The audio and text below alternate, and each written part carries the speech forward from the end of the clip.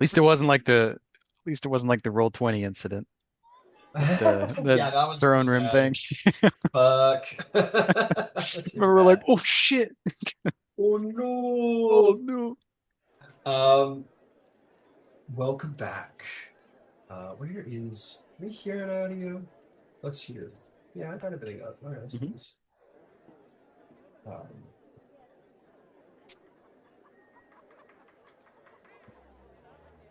okay. Last session.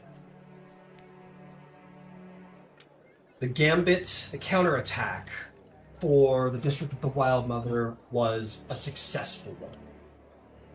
You sealed the breach, liberated the Temple of the Wild Mother, and struck down the Archdevil that meant to face you. The only problem was the Archdevil could not be killed, it seems, by conventional means. After a victorious slaying, he simply rose up again in his immortality and continued to battle. Hope was a fleeting thing, and a sacrifice was made.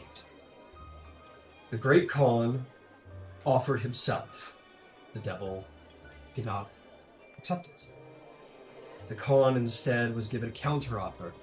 He doesn't want the Khan's soul. That it's he wants the souls of his proud, honorable, loyal, and bravest soldiers, his person, Heshik, his own god. And so the bargain was made. The devil and all of his warriors would leave Vasselheim forever. And with him would go the souls of the Great Khan's honor guard, his household, his Keshik. He defined that Gambatar was no longer of the Keshik, he was a hero of Althansia, which is different. And so Gambatar's soul was not spent, but his father's was. Or his father was in the Keshik. And so too were all of his friends, men who probably were like uncles to him, fathers to him, brothers, and at the very least, veteran warriors who have bled shoulder to shoulder with him. Their souls sent to hell, torment, and evil for all time. He did it for Yosvarda's life.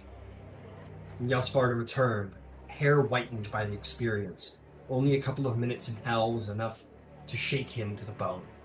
The inspiring champion of the Dawn Father was was shaken, and what truly brought him over the edge was the fact that his oldest brother, the great Khan Kasvarda, the man who taught him of honor, had performed the most dishonorable deed of all.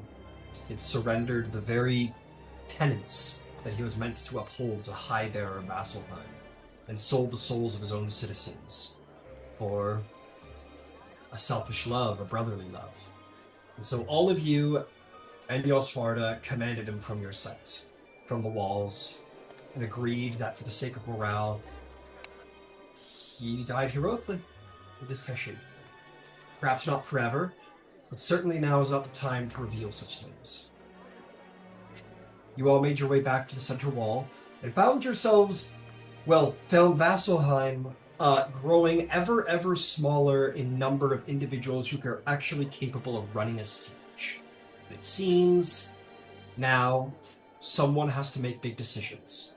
And it cannot be the Noyan, for the Noyan must take command of the Althansian hordes. That is a big enough job for his talents. It cannot be the commander of the militia, for there are thousands of souls who are not militarily disciplined who must be commanded. It cannot be High Scale Bearer Tarzan, for he must commit diplomacy to the most ancient beings and the defense of the realm. But in name alone, the High Bearer Tarzan would take command of the logistics. He would take command of troop movements and the basics of defense. But it is to all of you, you who are Dawn's Echo and now must be the Dawn's Marshals, who must make the decisions that will make or break this siege. I preface this by saying, it is in these decisions that I will not be kind. If you make poor decisions, if you do flagrant decisions, if you prioritize only what is good over what is going to be successful, Vasselheim will fall. These decisions will determine the siege. So choose wisely. You stand in this room, these decisions made, and you are joined with a number of names of people who are introduced to you. You already know the high-scaled Bear Tarzan, who is taking the larger command of a dizzying amount of numbers and logistics that make your head spin, though you attempt to try and keep up. But clearly this man has been educated for troop movements, armies, managing holy orders, and so forth, and hands off to aides information about sort of recalibrating after the counter-assault. You see in the room also is Noyan Rethmore, in charge of the Outdancing Hordes, and a man you have never met before, General Eric Erickson, a man with a very long mustache, one leg, and a lot of luck, who is in charge of commanding the vast militia that is sparsely armed and armored, is shaky in their discipline, and even more shaky in their morale. A man who has probably held together the larger numbers of the siege by luck alone, by luck and pure force of will. But it's clear in the face of this man that he's he had never expected to take this on. He doesn't know how long he's made. He doesn't know how he made it this far, and he sure as shit doesn't know how he's gonna make it the rest of the way. But he doesn't care. He's doing a good job, and that's the best that one can do. So as all of you stand in the room, and the high scale bearer Tarzan gives out a dizzying amount of information, troop movements, numbers to various aides and sergeants to run off. Not just sergeants, captains, members of holy orders to go off and do things in it. Just a management of logistics that is dizzying to try and possibly comprehend. But in the end, he stops. Things go quiet for a minute. And he is going to look through a number of pages. He's going to put some down. And then he will have near a dozen left in his hands. And he looks to all of you. It is in these things that you must decide. I have knowledge, I have education, and I have skill in leading military forces. But in these things, no amount of education, magic, or knowledge will prevail. Only in instinct and only in judgment will you be able to make these decisions. I cannot make these decisions any more than any other man can. May the gods give you the wisdom to make the decisions that will hold the line. First matter that must be discussed. We are here on the 17th day. We must hold the 20th. My question to you is this. Should we hold the Middle District, or should we preemptively fall back to the Inner District with what forces we have? We may hold as a first option. It gives civilians a chance to flee deeper into the city for safety. Sacred relics can be protected. Enemy advances can supposedly be delayed. And it will surely have an effect on morale. We haven't lost ground. Losing ground always does have that effect. There are risks, of course. Spread too thin, the armies will lose numbers. It may make retreat more difficult while men are engaged and unable to retreat. It also may mean some of our more greater resources, such as heroes and dragons, will not be able to be reinforced. They may be slain in the course of this combat. Essentially, we may spread ourselves too thin. If the line collapses, well, that's that. Then, of course, as I said, option B is withdrawal. It preserves elite troops. We have a stronger, more compact final defense. It is easier to command and control over shorter distances than larger ones. But of course, that means people will be left behind. Holy relics will be left behind. Temples may be desecrated forever. The majority of the temples are in the Middle District. Morale could fail. Order may suffer. And morale certainly might. So this is the first decision I put before all. There's not necessarily a decision that can be made here that an intelligent man may make right or wrong, nor a wise man. This is a one you must make with your best judgment. Hold the middle district now or withdraw early. What do you think? You may ask for advice. You may call upon people as you wish. You may do what you need to do to make the right decision. I stand ready to support you.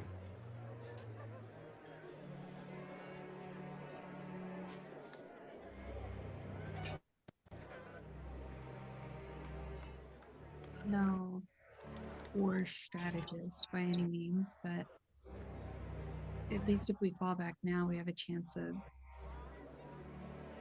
being upset. I think morale is a luxury.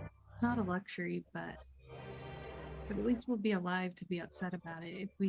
If we lose the outer walls, then well, we're done for.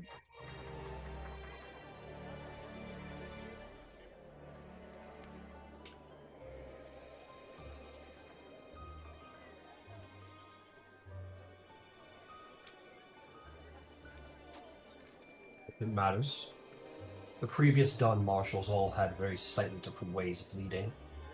For example, if you were here, I think the Grand Arbiter Mars, as he always did prefer defense, would have fallen back. But the Great Khan does favor aggression as a defense and offense at once. He did, and perhaps would continue to opt to hold the outer district. You would have to ask Yasvarda himself. I do not wish to speak with him as he is with us. But you may, of course, always ask what the previous Don Marshals might have opted to do. But again, no one was particularly right or wrong, just different ways of leading. Cannot afford to cede any more of Vasselheim, particularly with the number of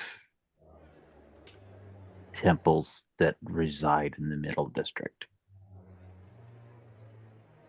It is better that we bleed and die than to turn it over without a fight.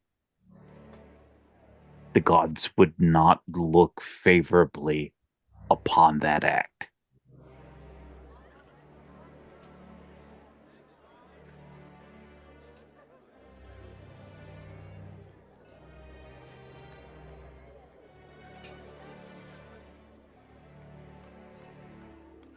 Well, I'm all for a fight.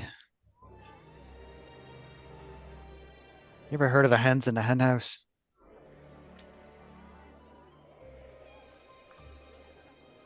For 100,000 of us that are not up for a fight, and it's those that I'm concerned for.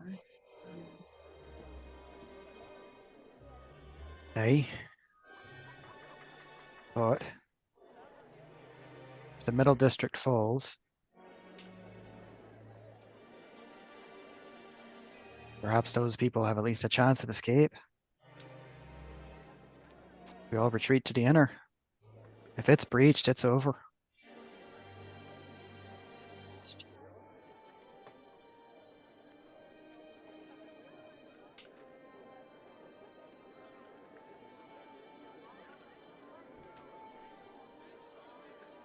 But it's risky. I believe we'll lose people. We will absolutely lose people. We have already lost people.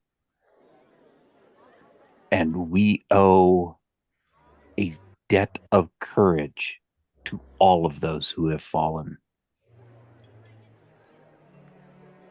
They would not surrender this city to the forces of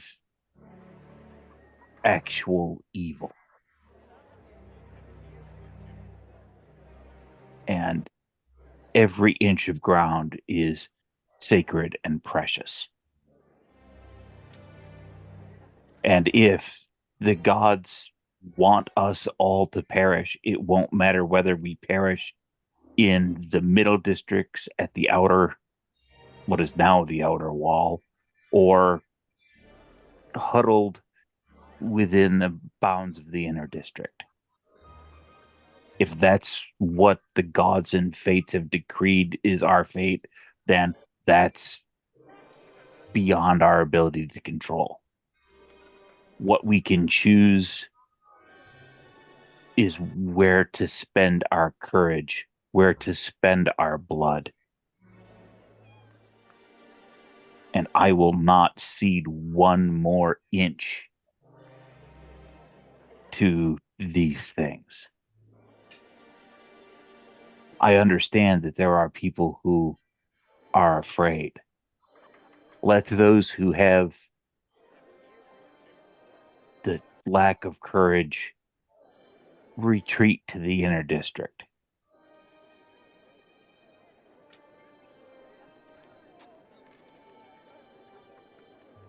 That is their choice.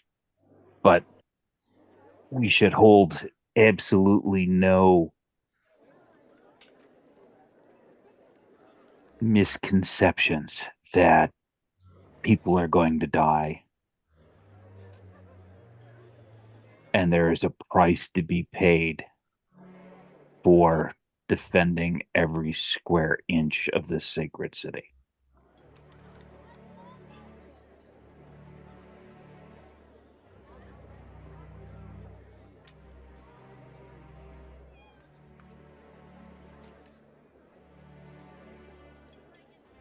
But regardless of what decision we make here, the individual choice needs to be taken to the people en masse. They need to hear our voice. They need to hear the voice of Vasselheim.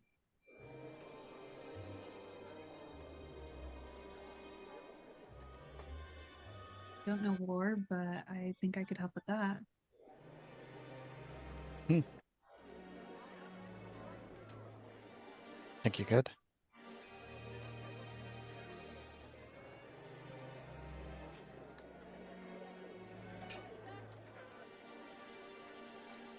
And I will be spread out. So will they.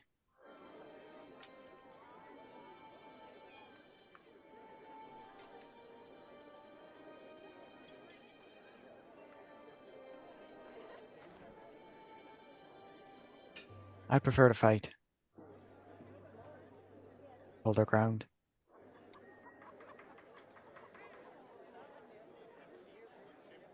I'd prefer if they went back to whence they came, but that's not an option they're providing. They're providing an option of die.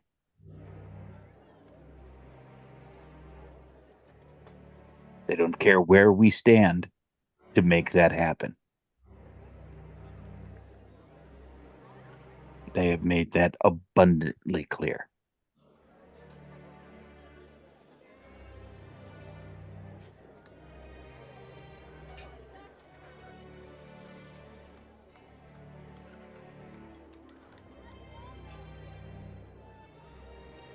Were you about to say something, right?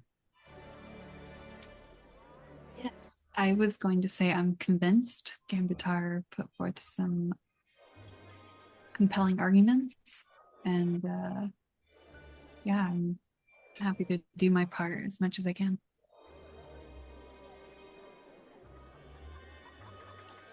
So do we sign something or? I think we are at a stage where we are beyond signing anything. He will just he will hand an order over to a nearby warrior. He'll say, "Make it done. We hold the middle district." The soldier salutes all of you, him, and leaves. The second paper comes out.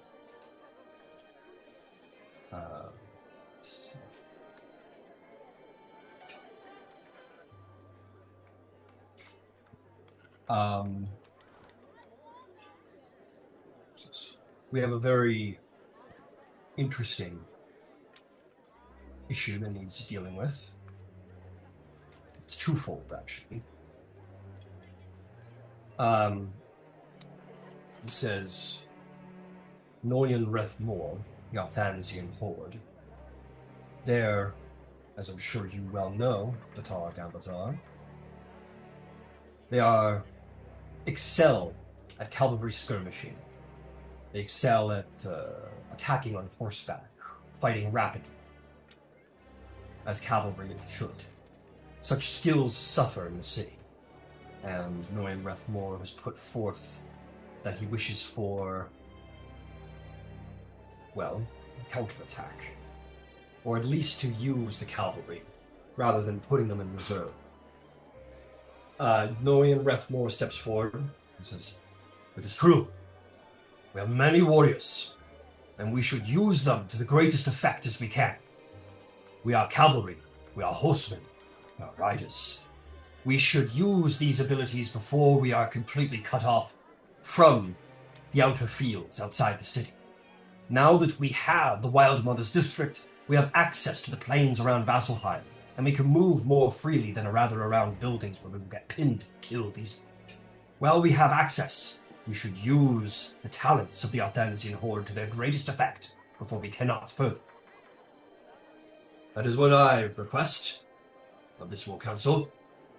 Use the Arthansian Horde as they were meant to be." And Scalebearer Tarzan says, "Or hold them in reserve. They are great archers. You can always use more archers on the walls.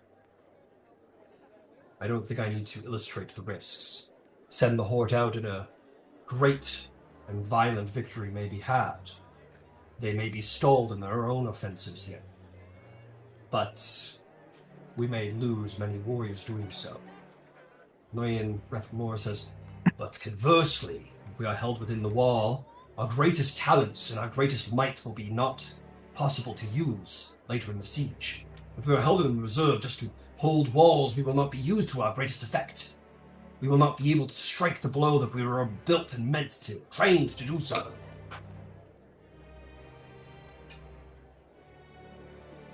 So let us Tarzan says, "Let us resolve this before the second part of the issue must be resolved. Should the Arthansian Horde be allowed to make another counter-offensive, or should they be held in reserve to man the walls with bow and arrow?" How many riders are you? We have lost many. A great many, in fact, but we are still the Arthansian Horde. My riders stand 5,000 strong, about. Scalebearer Tarzan says, "It is, of course, worth noting, though that we have not many ways of contacting them, but the Great Khan had the foresight to leave many companies of the Horde outside of the walls before the siege began. We predict that about 6,000 Outriders remain alive outside the Arthansian wall, outside the Vasselheim walls, and they continue to flank and harry the enemy forces, distracting their attention. So there are already Outriders outside the city, still fighting, left there since the start of the siege. But we have 5,000 inside the wall that can be directly commanded, and that is who will decide what they shall do."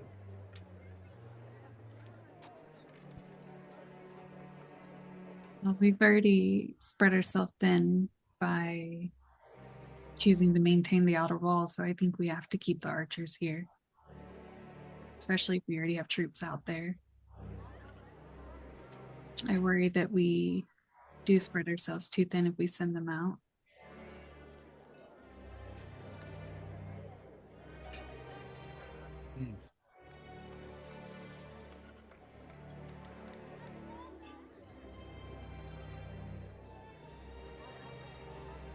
Do we have any idea of their numbers?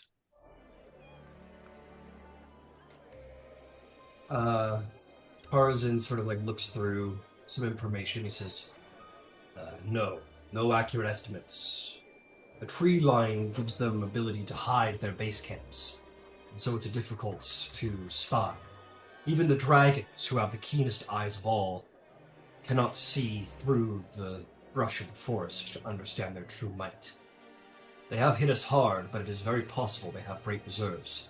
Those planar gates were left open for a long time. They've been closed now. There may yet still be reserves we do not know of. I would not wish to give you an inaccurate estimate, so I shall not. But certainly more than we have. I think it would be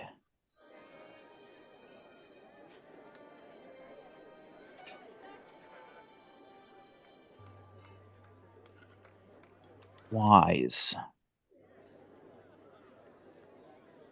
We know that eventually they're going to assault the wall at some point.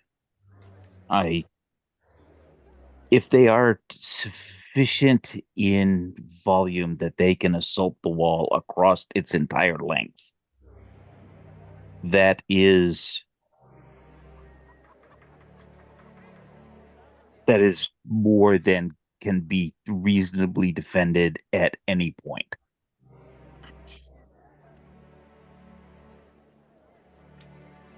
With access to egress, if the horde is in the Wild Mothers district,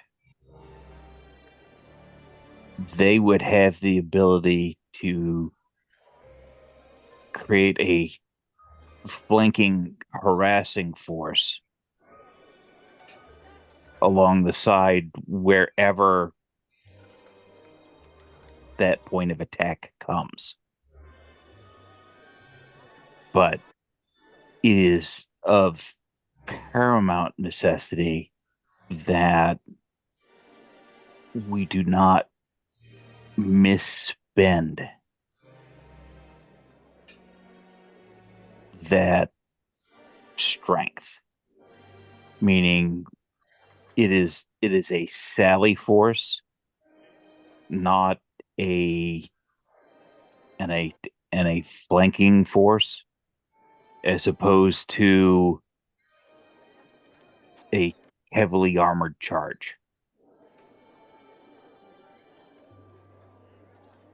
We need to make it so that our opponents have a need to turn and face that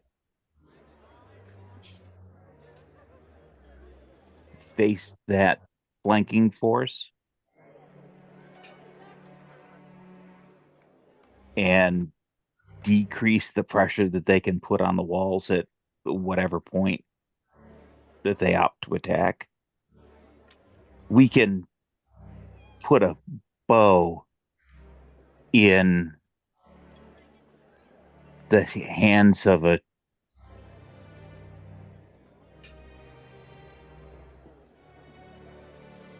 man, woman, or child, teach them to pull it and to aim it in a direction.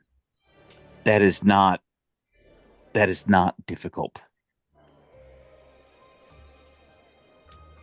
If it comes to a question of available firepower, but the ability to rapidly strike at the flanks, or even better, the rear of an attacking force is something we can't afford to give up.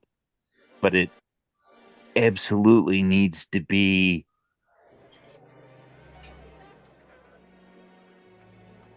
a force that retreats and re-engages to keep the enemy having to change its area of focus.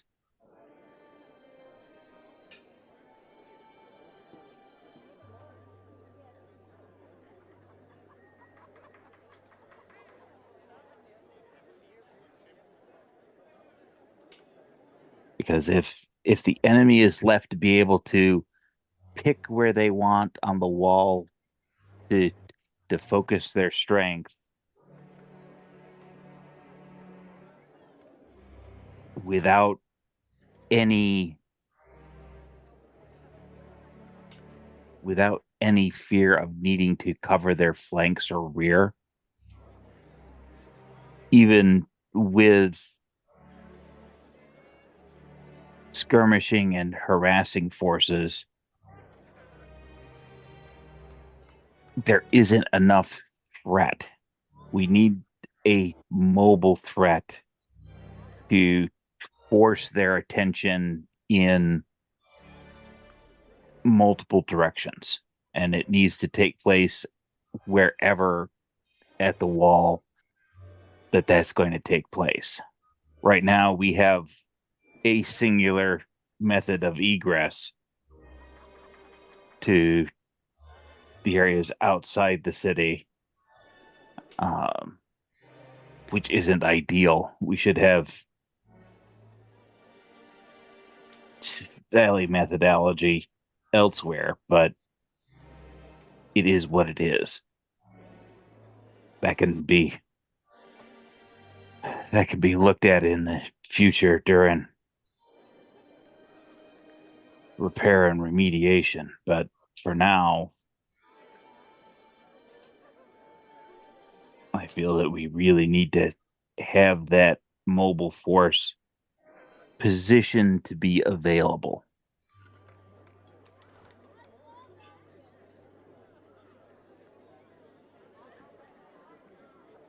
And so keeping them off the walls.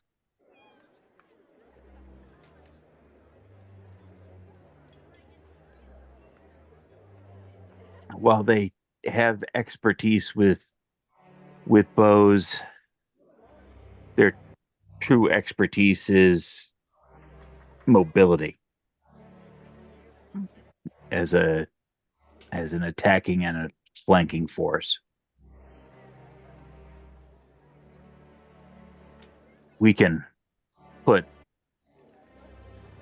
refugees and put a bow or a crossbow in their hands and be reasonably successful because it's point in a direction and shoot. If it's done in mass, then individual accuracy matters much less. Hey.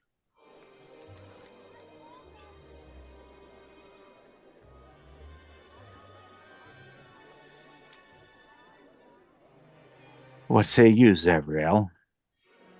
You've been quiet this.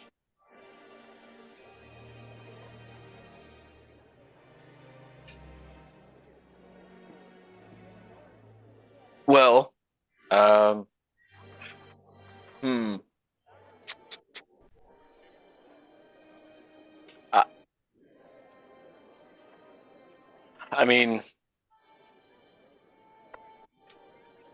the Radiant Lions, they are a strong fighting force and very proud.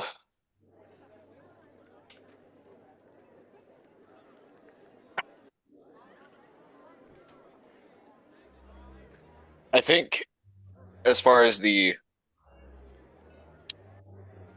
Radiant Lions are concerned, they would be excellent defenders or strikers. But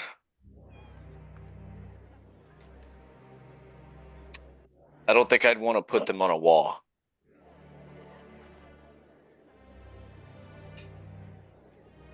I think their strengths are more on the ground in front of the gates. They can supplement weak points, to be sure, but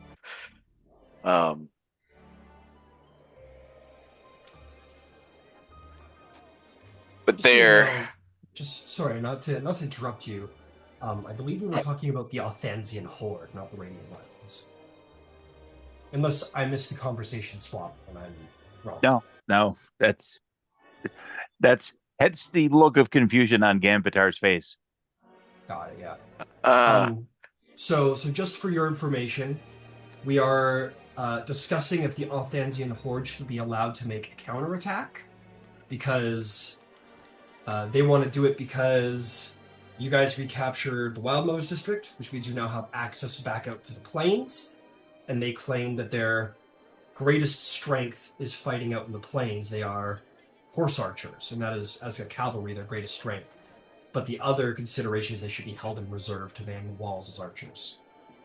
So that is the question. Should they be held in reserve or allowed to ride out and attack as they were meant to?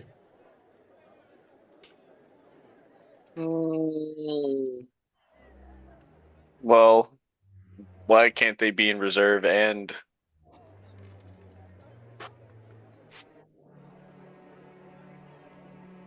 attack? I mean, eventually they're going to break through the walls. So any wall that does break, well, having a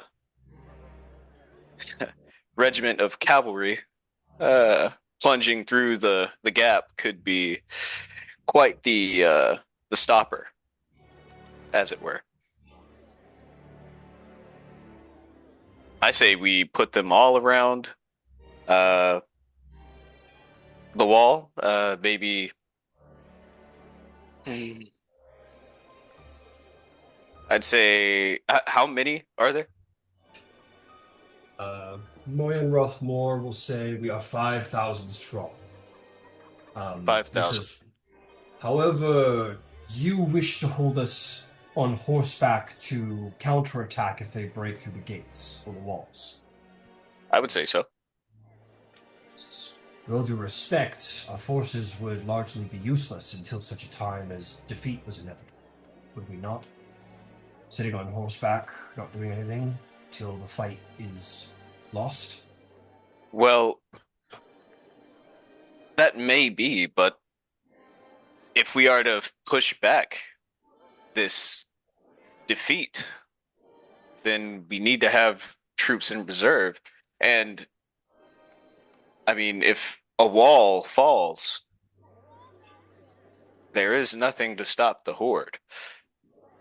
We have, in all fairness, we have other shock forces that are equally mobile and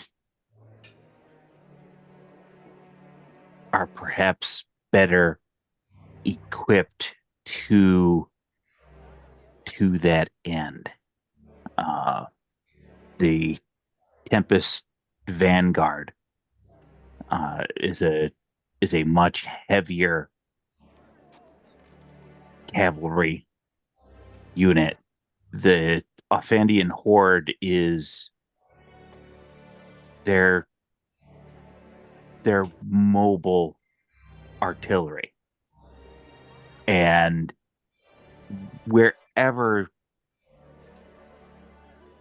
these fiends elect to press their attack, we need to be able to attack them at the flank, at the rear. And the only force that we have with the mobility and discipline to do that is the Horde.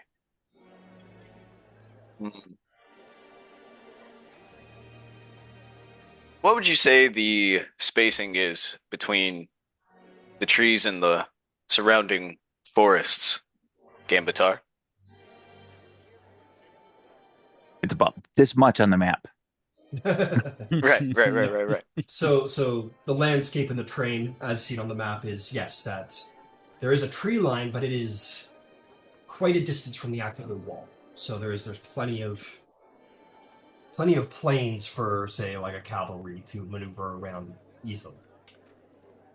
When you say quite a distance, is that quite a distance for men or quite a distance for cavalry?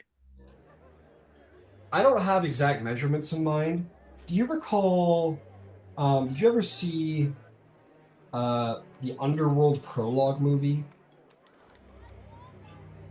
Like Lucian was screwing what's his face's daughter, and the Lycans allied with the werewolves, and they attacked the. You remember when they were charging the wall across this like crazy open field. I might need a refresher, but yeah. Like that. Like Mm. it's far It's for cavalry. Like a cavalry's not going from the wall to there in under a minute. That's not happening. yeah, Okay. it's probably on the order of somewhere between a mile and 5 miles. Yeah. Because for a walled city, you wouldn't let large growth get any closer than that. Yeah. Because that would effectively allow someone to bring siege equipment all the way up without being able to harass them. So you would have a clear cut. Yeah. So you can do exactly what I'm talking about these folks being able to do is to And sally and then hit them at the flanks or back. yeah. And that's probably the best way to think about the distance rather than in terms of miles, what is capable. And essentially enough distance has been made so that if they decided to do a mad charge out of the forest, there would be plenty of time for the walls to be manned before they got anywhere near the wall. Mm. And that's the idea of how far back the tree line is. So that if they decide to charge out in open ground like maniacs, we have tons of time to be ready to counter defend against them. Cavalry might get in faster and they might have to move a little quicker to the wall, but it's been specifically designed that distance to ensure that the defenders have every advantage.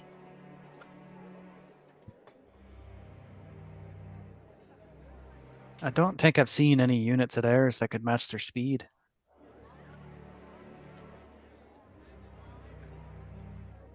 You said any unit of theirs that can match Right, our speed? of the enemy. Except for that one flying flamey horse thing. Ugh, kind of shudder. Tarazin will say, "You are correct. They do have a series of elites that do have speed, but as far as we have seen, they are not line units. So you're correct. Our horse riders outmatch them in speed exponentially. They do have these horse riding hell warriors. But as far as we can tell, they largely serve as commanders for units and will not go off on their own, usually. So we could effectively have the hard harry them without being caught. And It is, yep. that is absolutely the most significant proviso is that the horde needs to be a flanking and skirmishing force. Right. It needs to hit and go. You know, do not do not give them lives and blood. Give them all the arrows you want, but no lives and blood. Now, that's not a realistic expectation, but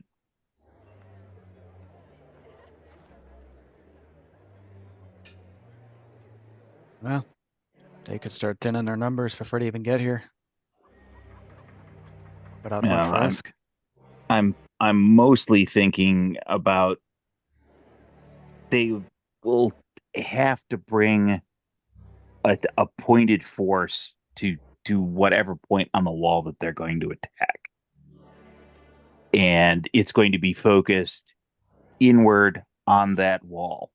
We need to be able to stretch that focus and shift it to make the wall that much more defendable. And that's what a flanking and skirmishing force is expressly there to do. And getting pulled up on by a sky full of 5,000 arrows will put a damper on your day. We Particularly if need they to can. find an answer to their siege weaponry. I am less concerned with our ability to hold the walls against both the flying imps and whatever barbarians that they put on the wall. or that they manage to get up to the wall. I am mainly concerned with the individuals that can break down a wall. Because these walls are like our skin. And if our skin is punctured, then we begin to bleed. I think Hecator would probably look at Tarzan. You got anything on siege engines in there? That stack of yours. We have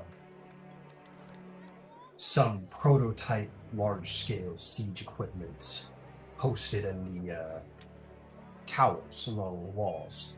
We have some siege equipment, and we will certainly get to it. But you speak of counter to artillery? That is our dragons. We are running in short supply of them. But they are fast, they are mobile, and they hit damn hard. Well, what propels the enemy's siege towers? And I mean, I know the trolls. They can be a problem. They were a problem. They have been a problem.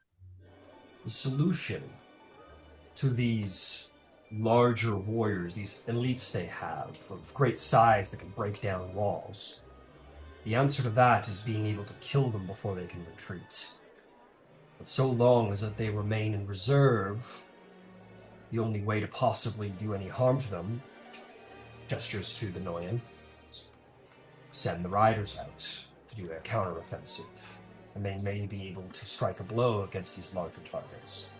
That be aware is that what Althansian riders we send outside we will need to compensate by, of course, thinning what is already on the wall. The militia will have to hold where the Althansian riders will not. well. Yeah, I was going to suggest something similar. I mean, if we have 5,000 specifically of the Althansian horde, we post up, we split them up first and foremost. I'm thinking maybe Ryan, on this map, where are the main entry points into what we have left, I suppose? Each district has a gate at its center. That's the best way to think of it. So, Okay. Godmother's district, there's like probably, well, you see the line here. There's like a gate in every quarter, and there's probably a gate into every district. Okay. So why don't we, if we split them up 3 ways, that would be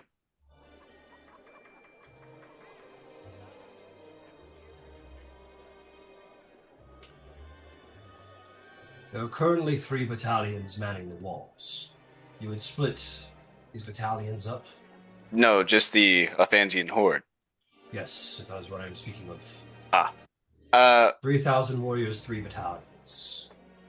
3,000? If you spread them too thin, they will fail in all regards. Be aware of that, of course. Well, my vision is that they post just inside the gate, and then we use some of the Wild Mother's Order, as they are quite excellent as scouts and rangers. They can seek out the enemy siege engines or trolls or whatever, and when we have identified those that can break through a wall, because they will be posted at strategic points as for ease of exiting the city, they can ride out, slay or even stopping the locomotion of the siege towers, or harrying the trolls as they ride by. hit and run tactics, and then once the enemy is felled, they run back and wait for their next assignment. On top of the dragons, which we are in short supply of, as you said, aiding from the air.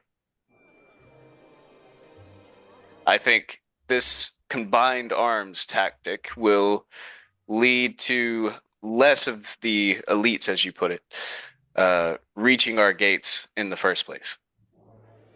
Tarzan says, so to be clear, you don't just want to send out the Althansian Horde. You want to send out all of the dragons and the Verdant Vanguard, or the Verdant Oath Holy Order as well. You want to commit to a major offensive. No, this is a standing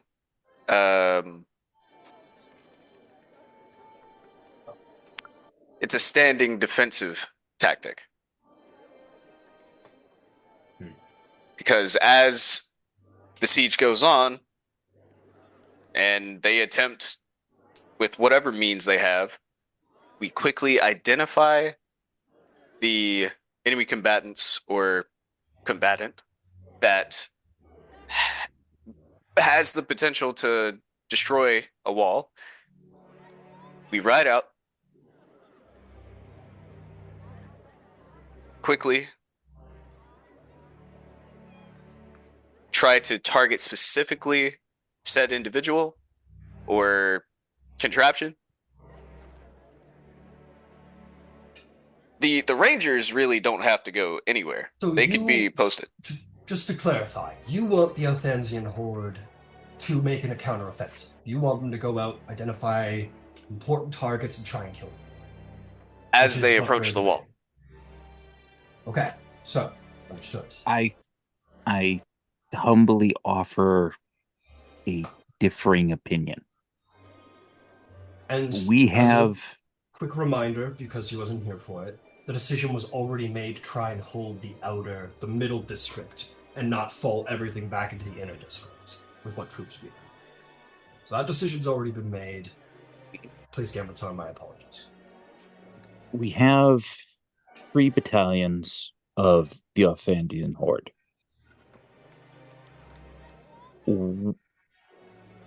One of those should be tasked with all-purpose general harassment. Ride the wood line if it's a fiend, a wild barbarian, whomever. Fill them full of arrows and roll them up without significant engagement as a rolling harassing force. That could deter an offensive or provoke one. So we're going to get the offensive anyway. But okay. Don't exhaust yourselves. Return and rotate out with one of the other Horde battalions. I fully agree with that. And I'm not saying we need to send all of the Horde. I would surmise that the Althansian Horde being what it is, 1 battalion would be sufficient to take down a single elite of the other side, given proper tactics. Royan will say, gentlemen, I appreciate your mind for large-scale tactics. Respectfully, I have been leading the Althansian Horde for many decades. I can assure you I do not mean to spend my men by throwing them in a useless fight. You may make, of course, the decision if we should make the counteroffensive and attack them outside the wall. And while I indeed intend to use us to the best of our abilities, which is skirmishing combat, as opposed to a cavalry charge like knights, the decision remains: to attack or hold in reserve. You two wish to attack. In All my right. opinion, it's a lot more complex than just attack or defend. Of course it is. And you've all been brought in to make important decisions. But none of you are commanders of armies. That is what we are. We will handle the specifics of tactics and attacks. Let us bring things down to simple decisions. Attack. So attack from you two. Hecatol, Yasatra, what are your opinions of the Athansian hordes? Keep him under horses.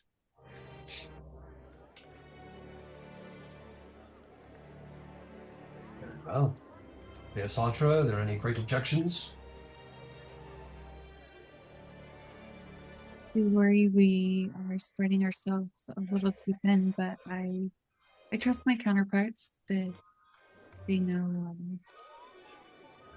what's right.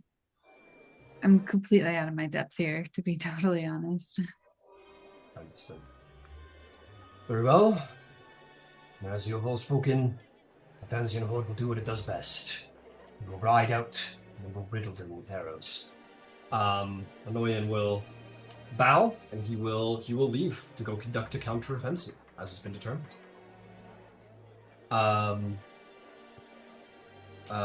With that, Tarzan puts one of his, one of the sheets down, which is clearly the order for the Outriders to attack. He takes another one and kind of puts it aside for later. It seems that in deciding this, something else has been answered. He will look through. He'll say, now we do have a matter that is of specific importance to me and my order. I am the envoy of the Metallic Dragons. We started with many, and we are beginning to run low. We have 5 dragons left, and we need to know what to do with them. The enemy has, perhaps intelligently, begun to hunt them specifically, prioritizing them as targets, and we have taken damage for it. We have 5 dragons right now. Our mightiest dragon is an ancient bronze dragon by the name of Eshara, the Mountain Witness. He is the mightiest and most stalwart defender of the city, and it is rumored he was here when the first stones were laid, but his wing has been injured. His ability to fly has been deeply impacted. There's a good chance he only has maybe 1, maybe 2 flights left in him, if we decide to use him in the siege. We have 2 who are still capable of flying. There is Tal'Dorei, the Sky Rider. He is an adult bronze dragon and the fastest dragon I have ever seen. And he is hot-headed, and he wants to fight. And he is joined in battle as we speak by Ithravel, the Scale. The silver dragon was not fought much in her long life. She's an adult silver, and she is growing exhausted from combat. She's not the same endurance as the rest of the dragons. And lastly, we do have a wild card amongst us. There is Kurid, the Storm Eater, a blue chromatic dragon. They do not take orders. They are erratic, unpredictable, but they desire battle and savagery above all. And who are we to deny an ally in an ancient blue dragon? There is, of course, lastly, a new dragon by the name of Uthtertugnus, who we need not worry about. He is the defender of the Platinum Sanctuary and is oath-bound to save it. But these 4 remaining dragons are what we have left. So the question remains, what would you have me do with them? Protect them and hold them in reserve for future battles? Or some other purpose that you might design? This one's a little more open-ended. Free them to fight as they will, direct them for some purpose, hold them in reserve until a crucial moment in the defense. What would you have done with these 4 dragons? For the ancient injured defender, I would hold them in reserve to defend the inner sanctum.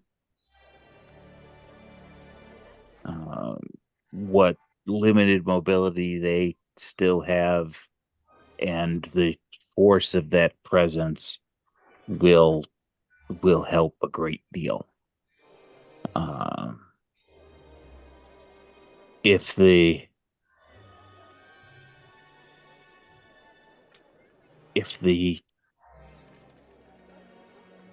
chromatic is interested in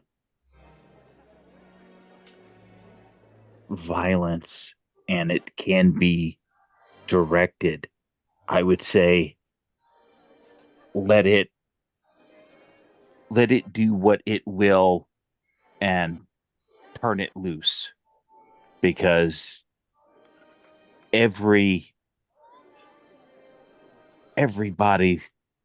that it piles up is one less that comes at the walls.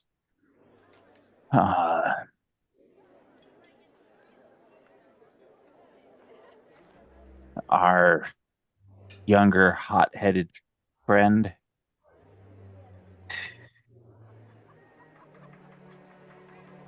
I would almost say let that ancient dragon have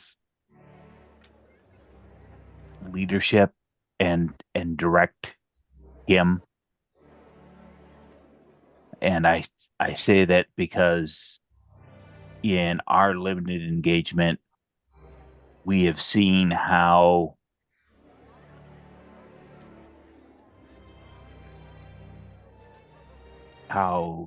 the opposing forces are prepared. Their knowledge and understanding about how to best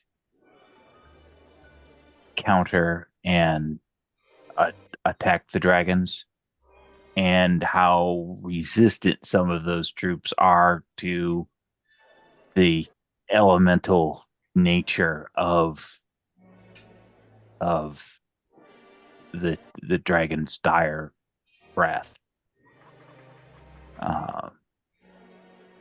They would have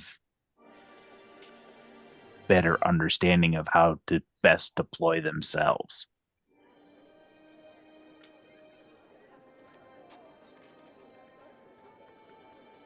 Well,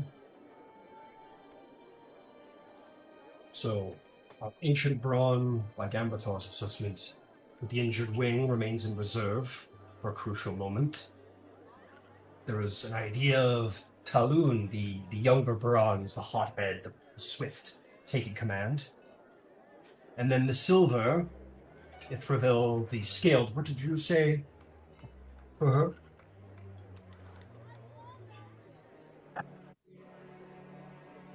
The young, exhausted silver. I would equally hold her in reserve, give her a chance to rest.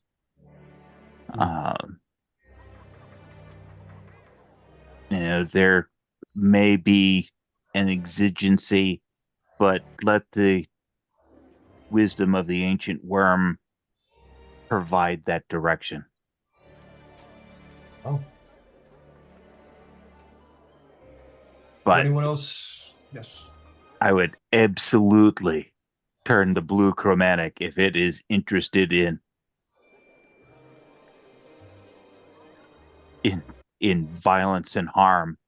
Let it do what it will.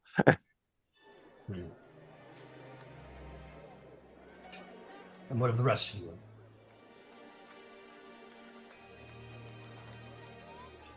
Aye, I'd say I'm in agreement. The older bronze and the tired silver. Maybe even have them close to the walls so they could breathe down on the attackers without having to fly. The hothead and the blue one, I think they should go out and fight. Maybe even out with the horde. They provide breath from above, never really engaging on the ground, and if anything flies up after him, just lead him back to the horde. They'll pick him off.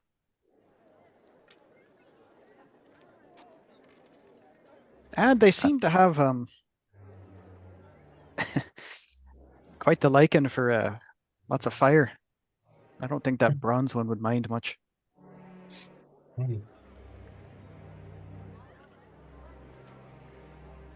Tarzan would know this. I'm admittedly floundering a little bit, but I believe bronze breathe light. Oh, bronze do lightning too? Uh-huh. Yeah, they're light. Blue is a Blue's also- yeah, blue's so lightning. bronze and blue are the counterparts of each What am other. I thinking of? Brass? Brass is fire. Yeah. I think Yeah. so. I know gold's fire for sure. And then silver is Ice. Cold. ice. Yeah. Yeah. So you got a lot of lightning and you got cold. We're gonna send the lightning out. Very well. Is there any other? By the sounds of things, Talon the Skyrider and Coward the Storm Eater, the young bronze and the ancient blue will be unleashed upon our enemies to attack freely. And then the exhausted Ithfidel, the adult silver, will remain in reserve with the mountain witness, the ancient bronze who was wounded. Is that what you all believe is what should be encouraged to the dragons? They are, of course, dragons and don't always take orders, but they can be suggested. And they tend to listen to myself. Well, judging by how this has gone so far, it probably won't make the cut. But I am of the opinion that since they are targeting our dragons, and because our dragons are such a vital asset, I would argue that we need to keep them together at all times, because I would endeavor to say that there is nothing that they have that can best 3 healthy dragons all at the same time. So if they can be persuaded, give them fire missions. Play on words. I know none of them breathe fire, but if we send a force like that, it will be devastating. The downside is, because there's 3 dragons in one place, they will possibly divert more resources into slaying said dragons. Metallics are very open to what we wish of them. They will be, if they are asked to be held in reserve for all at once, I have all confidence they would listen. The blue, however, like I said, he is, well, he's hard to talk to. Let's put it that way. If ever willing to talk. But I can, of course, certainly try to corral him. Then can we have a dragon with the one that is Winged? no, the ancient blue dragon, the one that doesn't take orders. Well, the blue dragon is healthy. And the current ancient that can match its power is winged and will not be able to keep up with its flight. Which means we would have to pair it with an adult dragon. Which we can do, but blue dragons tend to respect strength. I worry for the safety of the dragon who would be forced to try and manage an ancient. That is my only concern. I would be terribly concerned. The animosity between the metallic and the chromatic dragons are legendary. I would be worried about an opportunity. I will say this, it was no easy matter of diplomacy having the metallics agree to have a chromatic on the field within our ranks. They were deeply apprehensive in the way that only a dragon can be. What is the But blue dragon's motivations? battle, slaughter. They seem to be motivated in a more cruel fashion to the ideals of the Stormlord. They are excited by the challenge, by war, to unleash their lightning upon a mighty foe to prove their own strength. That's generally their motivation. There's a part And of that, me that worries as our strength dwindles that it might capitalize on a vulnerable winged foe. You understand my meaning? So, generally motivated in testing its own might against a powerful enemy. which It has is done so well so far. why turning it loose puts it further away from the dragons that we need to rest or are injured. It gives it, and I hesitate to use this word, it it gives it direction that it would do anyway. And I can recall it being said that you should try to give orders that are easy to follow. And if its predilection is for testing its own mettle, we give it the opportunity to do so. Though if Therefore, it when the would be willing to work with the counterattacking force from the Asvandian horde, that certainly would be a interesting joint force for the reasons that Hecator mentioned. It gives a aerial support for when the horse archers need to retreat, or bait to draw an elite into an ambush by those horse archers as they go to chase the dragon. Um, to the point you had previously made, Zevrael, tracking down and eliminating elites. Your plan works in that favor, Gambatar, as you say. Althansian horde harries, attacks, and Blue Dragon swoops in and tests its teeth against stronger foes.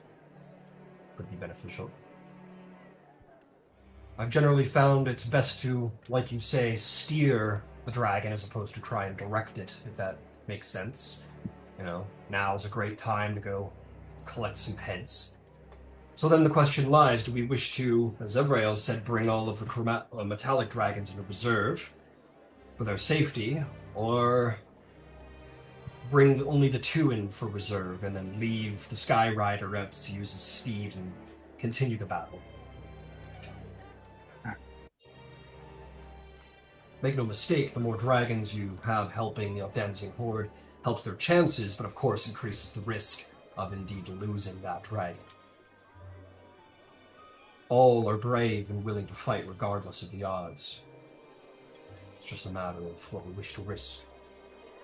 we didn't forget I the silver dragon in the Platinum Sanctuary, did we? If we truly wish to bring him to task somewhere else, I might try and convince him. But as of now, he is sworn by oath to protect the Platinum Sanctuary by Bahamut's name. Understood.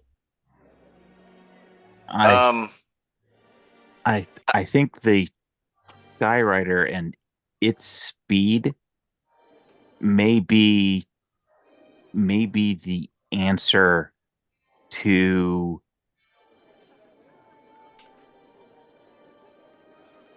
a rapid response, which you were talking about, Zevriel, at the wall where they bring force to bear. He has enough speed that he could present himself from the inner district to any point along the wall, uh, and bring claw, fang, and breath to a devastating effect wherever they choose to mass to assault the wall. We can hold the loon in reserve in the Wild Mother's districts as a rapid response to the walls, as you say. If that is what you wish. To hold all but the Listen. blue one. Hold all in but the blue one. Yeah, I'm thinking zone 1 here. That's where our ancient dragon will be. And zone 2, all around this perimeter, is where the 2 adults will patrol and stop any holes. It is, of course, worth noting that Ashara is not incapable of battle. In fact, she is still quite strong. She's just slow because she cannot rely on her wings. So, absolutely, she can guard the center wall in case of a frontal assault, hail lightning down upon them. Will not be mobile, but, well, will certainly make it hard for a gate to be passed by. Mm-hmm. I think we put the ancient dragon probably here, or it's hard to say because this is second to last line of defense.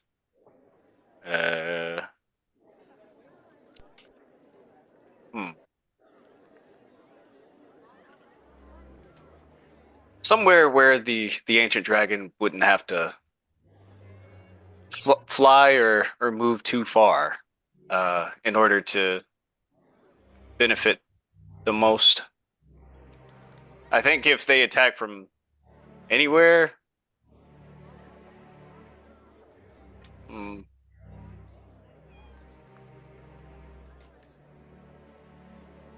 would have to be from one of the taken districts. But well, then why don't we post Ashara to the center middle gate? Because if we should be breached, Ashara will need to fall back, and we'll need to do so on claw, which means that they could fall back to the inner district with some relative speed.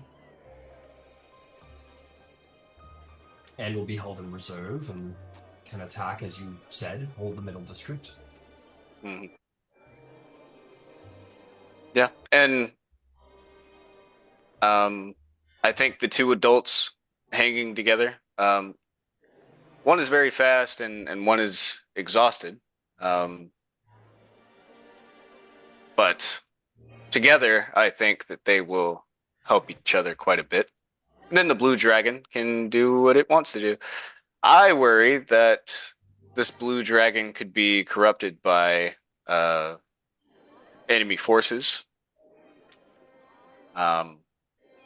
As do I. Which I think gives the merit to Gambatar's words about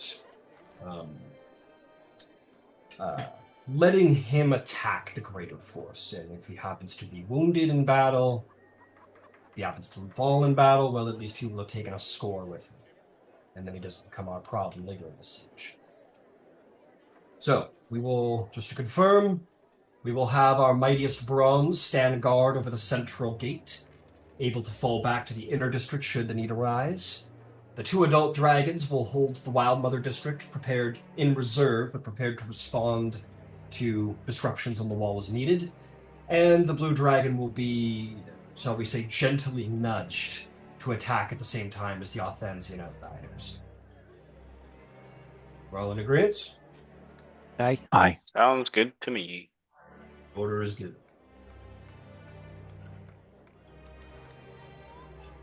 He will look through his work, and you see that there is oh, that's sick. There are 3 pages left in his hand. He's going to say, so, this one must be dealt with and is an interesting one. Now, before Grand Arbiter Mars fell in battle, he had instated martial law. And as you all personally saw, it led to a great number of, well, unpopular things that happened, especially regarding the mages, with the Justicars and so forth. The question is, do you wish to reinstate martial law? When the Great Khan took power, I think, as a wise political maneuver, reformed martial law to gain the confidence of the people. But the question remains. The city is beginning to fracture, morale is falling, looting, food riots, assaults, dark rumors, corruption, these things are not unheard of. People abandoning their posts to save their families. Do we instate martial law? Curfew, executions for looting, corruption, forcing people to work, ensuring, well, things go their way, but infringing on civil rights and potentially affecting morale? Or do we, of course, maintain civil freedom, allow people to do what they wish, and to feel less abused and protect their rights and freedoms? It will keep morale higher, but food thefts, riots, desertion, these things might go uncontested. So, do we reinstate martial law or do we protect civil freedoms? A dispute the Grand Arbiter spent a great deal of time debating, I recall. He, of course, chose martial law. Yosvarda and Kosvarda both elected for civil freedoms. What do you all decide?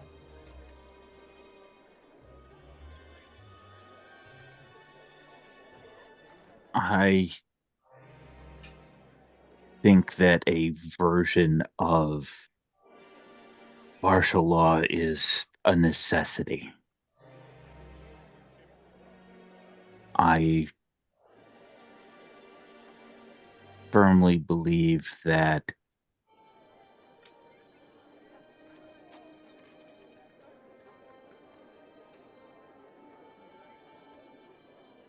anyone who chooses to defend Vasselheim becomes a priority for food and our limited resources. Those people who don't want to fight, who are too afraid or can't, that's their choice. Let them find a cellar and hide themselves. That would certainly be in support of civil freedoms, to allow people on the merit of fear to abandon their posts. They're not abandoning a post if they're currently holding a post that becomes a different question. But we have a lot of people who are not posted. We can't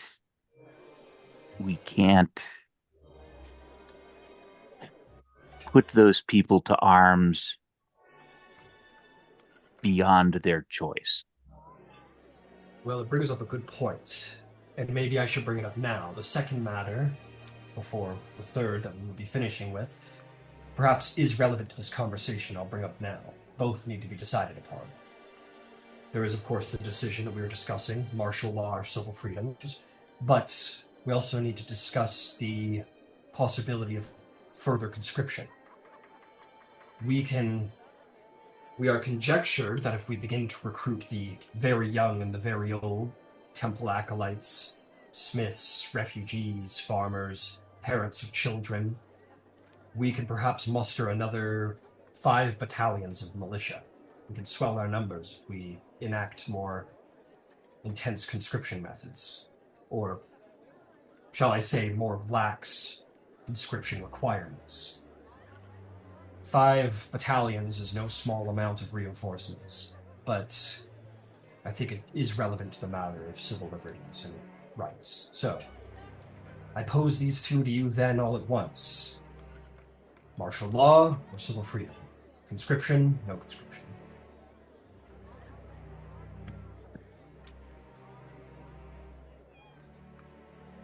Is it truly as simple as yes or no? No, it is not. I make these decisions simple, though, for you. There is an intense amount of logistics, decisions. There are things I am not putting before you because well, there's only so much time in the day, and some things need to be fast-tracked. For example, I ask you martial law or civil rights. I don't ask you what is your version of martial law because, well, the law lies in the Bastion defenders and they remain leaderless. We do not have time to re-educate them or teach them a new form of martial law. It's far easier to tell them to enact something they've already been trained to enact, as opposed to train them into something new. I'm sure we'd much rather have our defenders patrolling the streets than being educated in how to enact a new form of government and upholding the law. So, this is all to say, no, things are much more complicated, but I'm doing my utmost to try and simplify things, to take the burden off all of your shoulders. Well, the burden was put on ours, was it not? It was. If you do not appreciate, I, of course, can... Well, respectfully, actually, I will not. I will not grow laxer in what amount of burden I put on all. You are all heroes, and you have respect amongst the people, and you understand, and for these reasons this war council was formed. But respectfully, you have not led armies. You have not run governments. You are capable, and you are important, and this siege will not function without you. But there are certain matters that are best left to those who are capable of making those decisions through decades of education and preparation. To those decisions, I leave the experts. To these moral decisions, I leave to you. I think we need to leave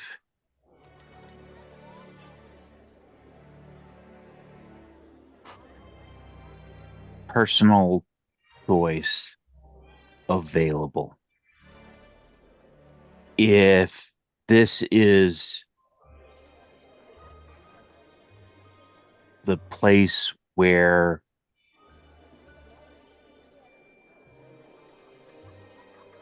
we are to die, the manner in which that takes place needs to be to the choice of the individual. I would not serve and bleed with someone who is forced to be there. And to your points, I find myself thinking less of morale and more of faith. If someone's forced to be there, what does that do to their belief? There has to be a reason the gods haven't intervened. On the question of conscription, do we have enough material to reasonably outfit that many? Into militias? Yes. We have enough. They will, of course, be meagerly armed, but the militias, well, it is the sad part of war that the purpose of a militia isn't to be a skilled offensive or defensive. It is by the merit of numbers that they become more potent. Where 5 men may fail to strike, one might gain a death blow on a powerful enemy. And unfortunately, those 5 lives will be spent so that 1 man can make that strike. If we're talking about opening the strictures on conscription, my inclination is to say any man, woman, or child who wishes to hold a weapon, let them. In If the they name of their don't, gods. they don't need to. So Ganbatar elects for civil liberties. Hekator, it sounds like you are within the same camp. I am. I do And what ask, have where would you deploy these battalions? Could we not If just we- arm the civilians in the inner circle? There needs to be a certain level of command. Of course, we would love for every man, woman, and child to be armed and armored. That, of course, would be ideal. But there is far more value in arming a group of men, women who are under command and under orders that are structured and actively working together to protect the city rather than people working to defend their own homes. And not every not every group of militiamen are going to be defenders on the walls. They're going to be folks who are pulling down houses that are burning, uh, pulling debris into the streets to make cordons. There is a great deal of defensive labor in addition to fighting that they will be doing, while other forces are more martial, can be focused and not exhausted by those efforts. Quite right. Right. And to answer your previous question, Hector, we would probably, as Gambatar says, use them to, as the general labors the city requires, but mostly to reinforce the walls. With the Athensia battalions in the field, we'll need more men to man the walls. I would lump them in with cohorts into battalions and reinforce the walls, and it also, of course, affects exhaustion. We have many troops in reserves because they need to rest and eat and sleep, or they're useless to everybody. It would give us a larger stock of reserves as well. There's manpower is our most valuable asset right now. I'd argue even more than the walls, perhaps. Hmm. The walls are useless without men to And man them. here is a stark and unpleasant thing. Some of those people are going to die. Many are going to die, make no mistake. Many. They won't need to be fed. Militia Those combat is perhaps the most difficult, as you say, Gambatar, to wrap your head around. It is a cruel necessity of war. Right. Well, but by giving them the choice, it becomes a matter of personal belief and personal faith to decide how they will live and perhaps how they will meet their end. And that can be standing and doing something alongside the defenders of Vasselheim, or cowering in a basement. So I am hearing Gambatar's against conscription and in support of civil liberties. Hector, you sound to be in favor of civil liberties as well. I expect you hold the same stance on conscription. Hey, I do. Very well. Zevrael, Yasatra, what of you two? Where and what camps do you stand on these concerns?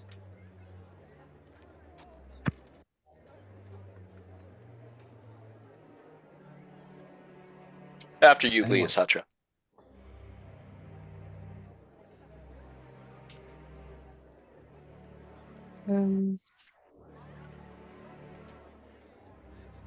I lean towards civil liberties and not conscripting the people. Very well. I understand we need audience at the wall, but it's just terrible to think of everyone that would be. Just terrible. All of this is just awful, and I just have a hard time sending the weakest of us to the front lines. Fair enough. And Zevrael? He leans in at the table. Fingers interlocked. Don Marshall Zevrael, give him the give him Of your course, thoughts. Dawn Marshall, Zevrael, Angel of the Dawn Father, and Defender of Vasselheim, what is your stance on these Most matters? He has glorious. like he's wearing glasses for some reason, and they have like that anime sheen Yeah, where they light sure. up.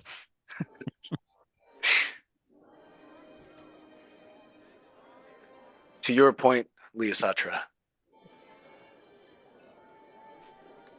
we would be sending the as far as combat prowess, the weakest of us all to the front lines. And it would be tragic to see those men and women die. But would you rather them die on the front lines fighting for the last bastion of humanity? Or would you rather them be slaughtered in their homes? To all that speak of civil liberties being preserved and that morale is a concern, I've spent countless nights in these walls, bringing the morale from the depths of the sands of the city.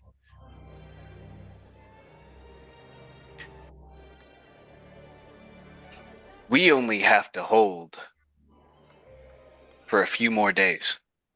3 days. If the people of Vasselheim cannot give up civil liberties for 3 days in order to finally be able to repel these enemy forces from our walls, then is it worth saving all these lives? I say these people are strong enough, they are proud enough, and a fire burns in each and every one of their hearts, whether it be fear or hate.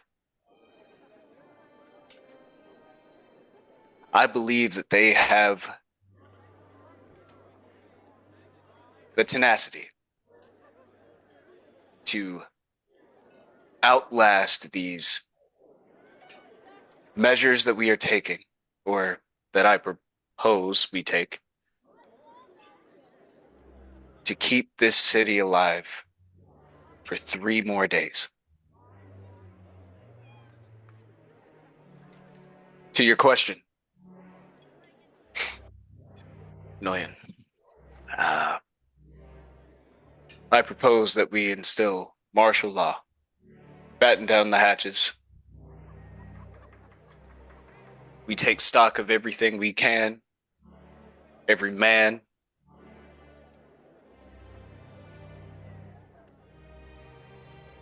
any fighting capable woman. and protect our children.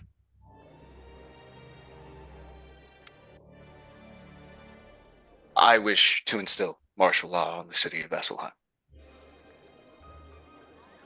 And conscription? And a conscription. Well,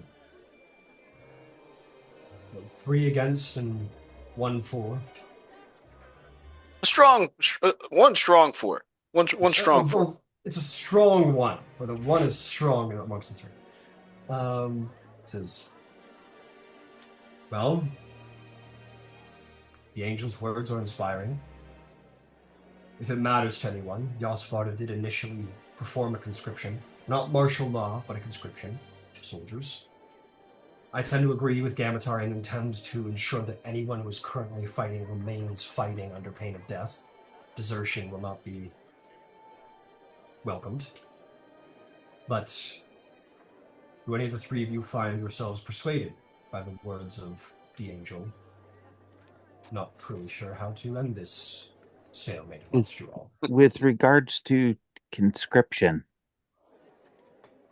if somebody who doesn't currently hold a post wants to defend Vasselheim, put something in their hands.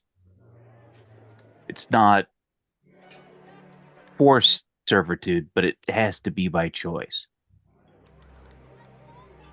You know, if they've been excluded for some reason previously, then remove those barriers. Put something in their hands and give them something to do.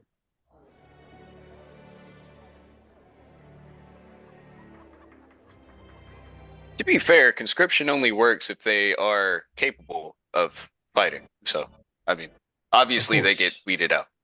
The wounded, the crippled, those who are incapable of walking or speaking, they will be ruled out, but be assured that this new conscription, as we've already had one, would be for the oldest of capable veterans who should be retired, young men who have no hair on their face, teenagers. It would be for young acolytes meant to be tending temples who will have to put their oaths to the temples aside for these things. Smiths who should be working on repairs, farmers who would be valuable to the restoration, masons, engineers, parents to children. Those children will have to be watched. It is these people who will be called upon. The very last that we can rely upon to wield a weapon.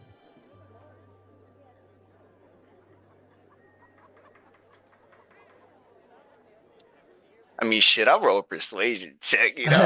But if y'all aren't cool with it, then whatever. He says, here's what we shall say. 3 stand against, 1 stands for. There is 4 of you, and we don't have a tiebreaker.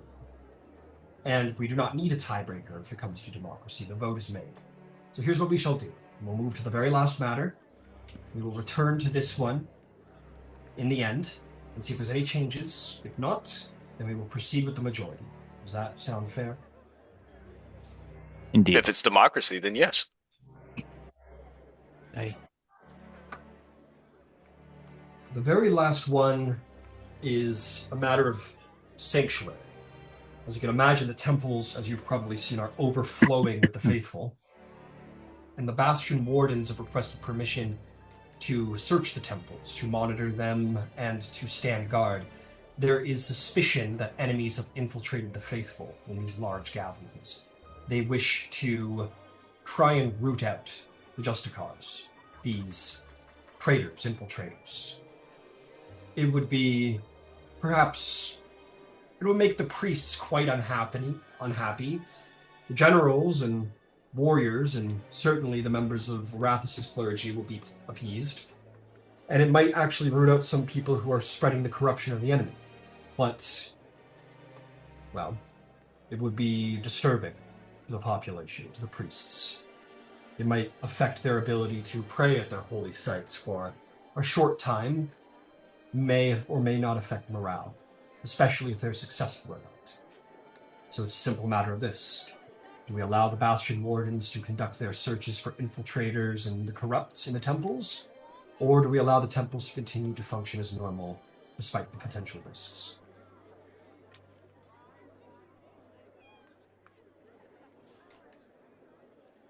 And it, of course, would reroute forces of the Bastion Defenders for a time from maintaining law to scouring the temples.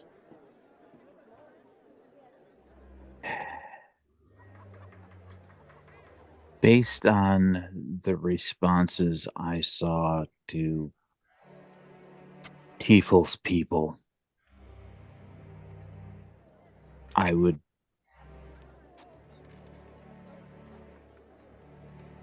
be worried that any ad hoc vigilante purging would target folks who, frankly,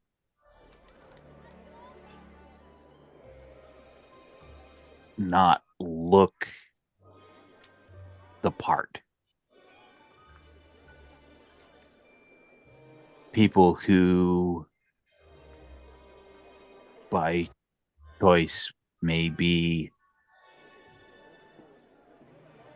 valuable to us as defenders, as Tiefel's people were in retaking the Wild Mother's district.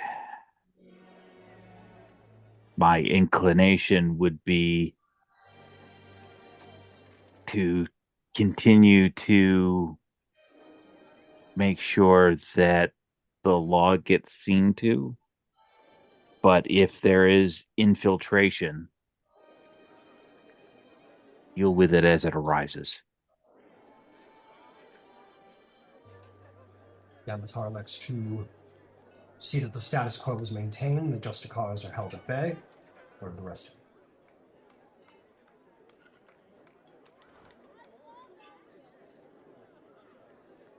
Can't hear you. Sorry.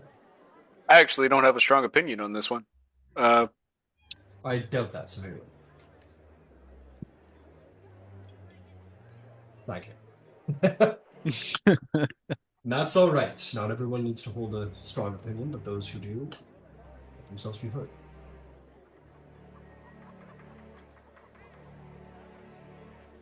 Hekator, do you have thoughts? I worry for the fate of the people. Sending inquisitors into their holy places. Places they go to seek calm and peace and answers. They see violence or infiltration.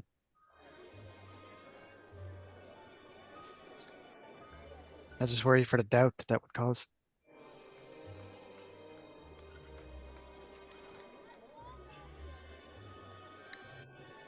To be Against the fair, Justicars. Yes. well, to be fair, you know, if a certain proposed idea was asserted, then we would have plenty of soldiers to defend the wall, and the law bearers can go in and clean up whatever is happening in the places of worship.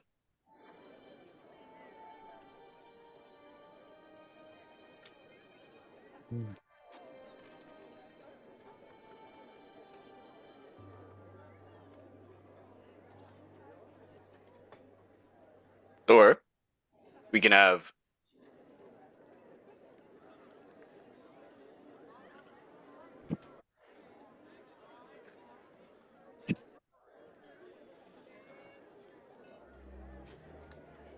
sorry, I lost my train of thought. We're talking about conscription as a method. Yes. that might not have been it. But I think you were essentially, saying that if you were to utilize conscription, it could make up for the lack of lawmen so that they mhm, could conduct their search without disrupting order. right. Um, This is a fair assessment, by the way. I see certainly no issue in your reasoning. yes. And I mean, It's more, yeah. oh, yes, I remember. Or we could not do that and have less troops for the wall, and we can also send the law bearers to conduct their investigation. Um,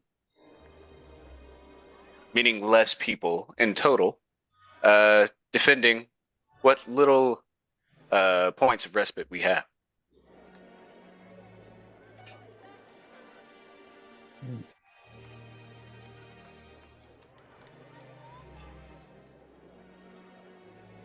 Perhaps it is as simple as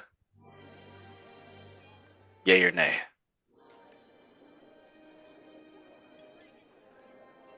It is obvious that the Justicars have not earned themselves a good reputation during the course of the siege. But in the words of my predecessor, the Grand Arbiter, it is not for Arathis and her faithful to be loved. It is for them to maintain the order and the law. And that is what they have tried to do.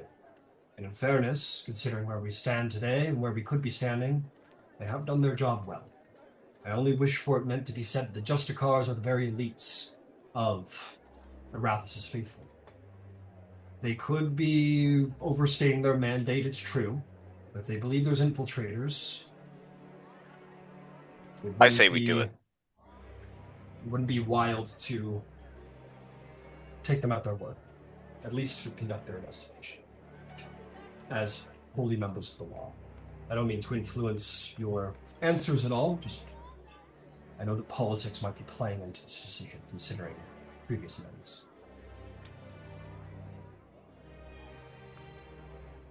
So,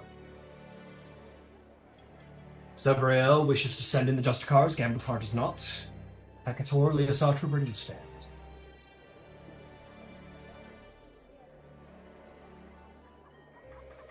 Sanction the Justicars or not?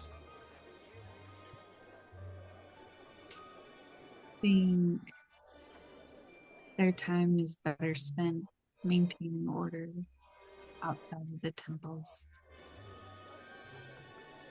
Very well. Leo stands against sanctioning their searches. Hekator, where do you stand?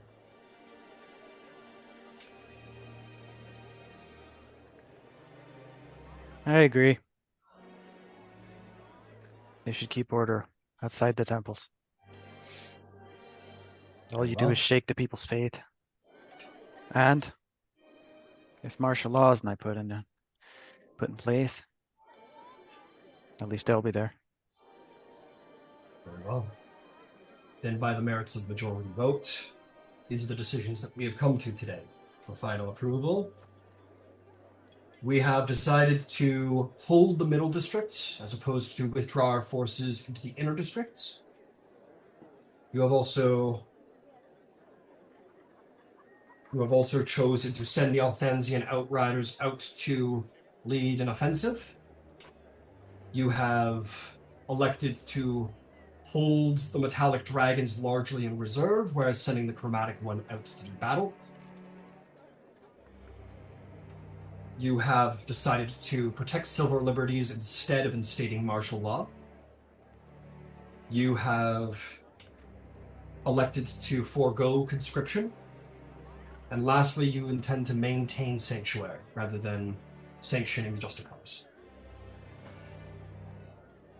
Unless there's anything else to add, I will ensure that these orders are passed out immediately. We shall see how this shapes the future of this siege. There will be other smaller concerns, but in the future, you could be sure. But this larger list was made because you have newly come to the council. In the future, you can expect perhaps maybe one or two decisions that must be dealt with swiftly in the course. For now, let us adjourn and I will ensure that you are seen to first and foremost when such major decisions are come on with. Well done. May the prime deities have guided you into wisdom in your decisions.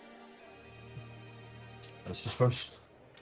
And with that, the War Council comes to an end. Decisions have been made, and Vasselheim will be open to you for at least a couple of hours, where you may go and do what you please before surely the enemy rears its ugly head to do whatever it has planned next. But let us take a break. That was a War Council, and true to what he said, that will always have been the longest one. There might be one or two more concerns that require your joint guidance for the city, but now the city knows how it will fight these last days of the siege and what stances it takes. Faith and morale has certainly been prioritized, as has aggression, which is, we'll see how that all works out. You have made decisions, you have made choices that will shape the future of the siege and the lives within it forever. Of all of the information that you guys possess, there is one piece of information that I think all of you might find your eyes scanning across the war table. The number 122,000. That is the number of sick, elderly, wounded, young, healers, clergy, people who cannot fight, people who are standing behind the last wall, people who, aside from the thousands of defenders who are actually standing on the wall, do not or cannot, and their lives are in your hands.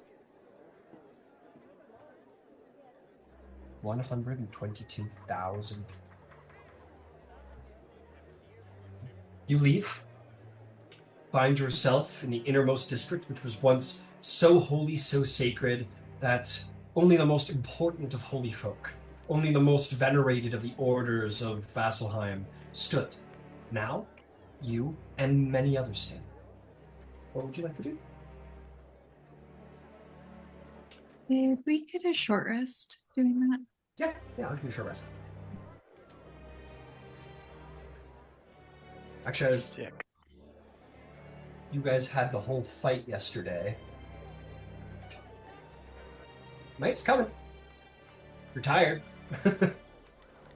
Attempting a long rest wouldn't be beyond possibility, though very much it would be an attempt. Night would fall before it's complete, that's for sure. And they do so like to attack at night. It's true. Oh, the last thing I'll say before you leave the war chamber is that you guys are given access to assets in the battles to come. Very simple, but limited. Because you are the acting Dawn Marshals, you have access to the following assets. I will post in the Zoom chat. Once a day, you might call on an arcane barrage, not a beverage, a barrage, a ranger's hail of arrows, or healing for the front line. And then there are a number of what would essentially be called death strikes, which are one-time uses. Essentially, you would have been told in utmost privacy that there are some sort of like final moves, basically. Highly risky, high casualty, but highly effective orders that can be given. Each person on that list, each death strike that can be utilized, every person involved is given their consent, including like the warriors in the charge, not just sergeants. These are essentially suicide notes. And highly, highly, highly effective. You can call on the ancient bronze dragon for his final flight to fly to wherever you are and lay down all of his wrath and fire for as long as he can. You can call on the Tempest Vanguard to lead a massive charge deep into the enemy line, which will be tremendously effective, but those lives will surely be spent to a man as they fear no death. There's the Stormlord Sky Tear ritual, which would involve the High Priest of the Stormlords calling upon a tempest so powerful that could wipe out an entire assault, but at the risk of the lives of the priests involved. And lastly, Charge of the Last Scalebearer. Scalebearer Tarzan of Bahamut is an immensely effective frontline fighter. He can solitarily be called upon to fight a battle to the death, which would be he would fight to his last breath and would fight with all the might of the dragons, and would certainly be capable of holding back similarly an assault. His one singular strength is equal to that of an ancient dragon if you were to throw everything he had. But it would cost him his life. So, those assets remain available to you for the rest of the siege. Use them wisely. Whoa. Desperate times, desperate measures. I was really hoping for that arcane beverage. Nope, no arcane beverage, just a barrage. A barrage. Now, all of them have made their peace with the Raven Queen and thus have been granted exceptional final sacrificial abilities. That's not it either. Fuck!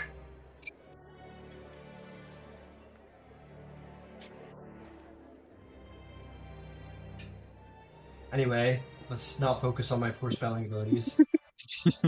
Let's focus on other things. Oh yeah, Like lives.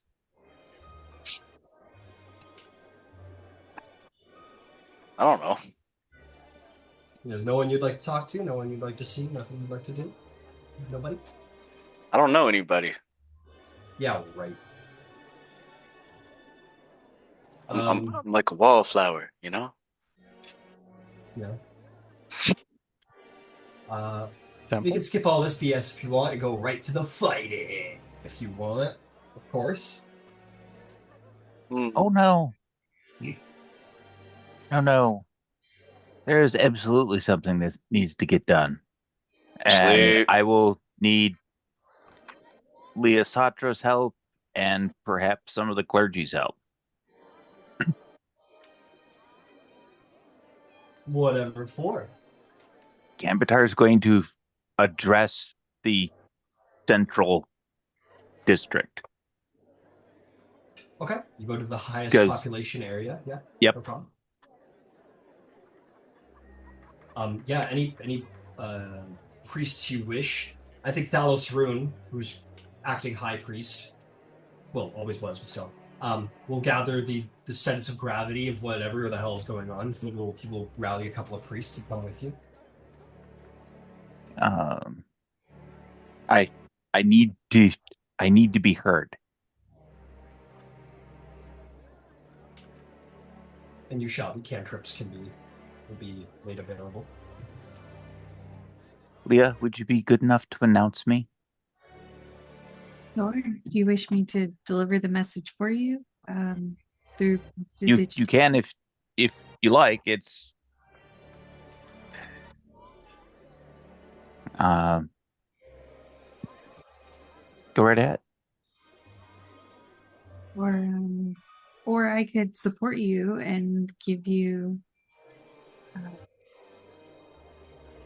lend your own voice a little advantage, if you will. That would be fine. Okay. Yeah, I'll cast Enhance Ability on Charisma. Excellent. I'll And Ganbatar will move to also us. give you a Bardic Inspiration. I was waiting for it. Sorry. I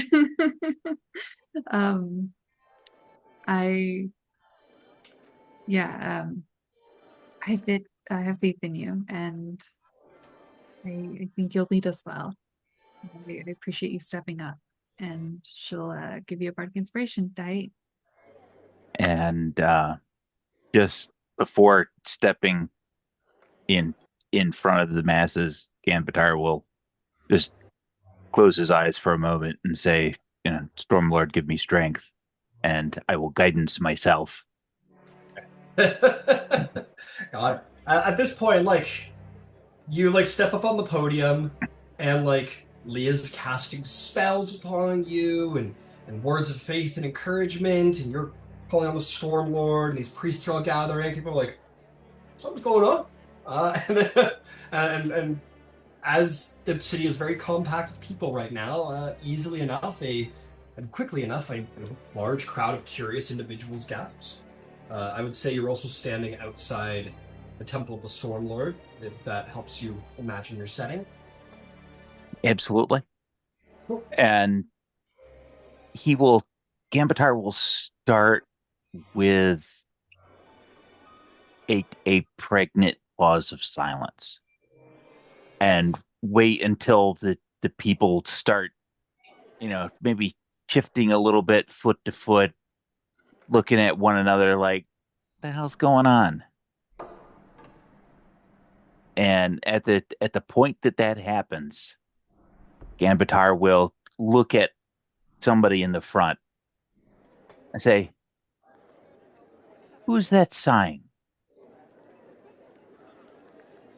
And he'll gauge his eyes back and forth. "Who here wishes we had more swords at our back?"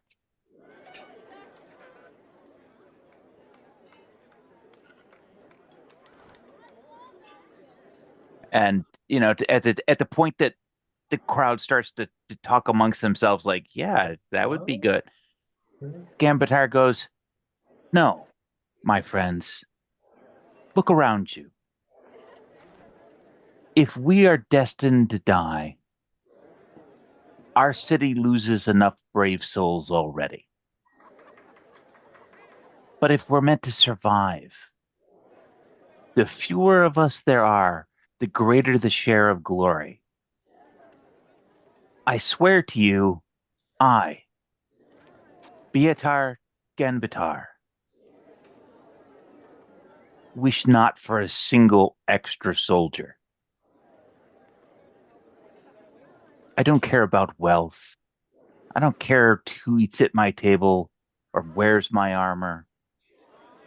External things mean nothing to me. But if it's a sin to crave honor and victory, then I am the most guilty soul alive. So do not wish for reinforcements. I wouldn't trade the glory that we're about to win for anything in this world. In fact, send word through the entire city of Vasselheim. If any man or woman has no stomach for this fight, let them go hide in the deepest cellars. Let them cower in the dark and eat their rations while we bleed on the battlements. We have no use for them. We will not stand alongside anyone who is afraid to bleed with us today, nor will we beg the cowardly to defend their own home. The fiends outside our walls think that they have broken us. They have brought fire, ruin, and torment to our doorsteps. But they do not know the resilience of Vasselheim. They do not know what we are made of. Those who survive this siege and make it safely home will stand taller whenever this day is named. Anyone who lives through this day to reach old age will gather their neighbors year after year on the anniversary of this battle. They will roll up their sleeves and show their scars and say, "This is what I earned on the day we saved Vasselheim." Time makes people forget. But when everything else fades, the survivors will remember exactly what they achieved today. Our names will become household words. When people of this city raise their glasses in years to come, they will toast us. Parents will tell stories to their children, and our names will never be forgotten from this day until the end of the world. We few, we happy few, we band of brothers and sisters. Because anyone who sheds their blood with me today is my sibling. No matter how humble their birth or unfortunate their countenance, this fight elevates us all. We owe a debt of honor to the fallen, and we will pay that with our courage. Look to the skies. The eyes of the gods themselves are upon us, watching this cradle of civilization stand firm. And those cowards who hid or stayed in their bed today will curse themselves that they were not here. They will feel lesser men and women when everyone else speaks of what we achieved today on the day Vasselheim refused to fall.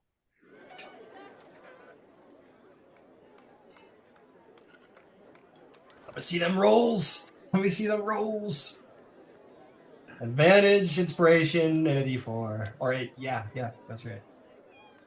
I'm sure it'll go. Would you imagine? Imagine if it didn't go well. 18, 19. Good thing the DC was set to 1.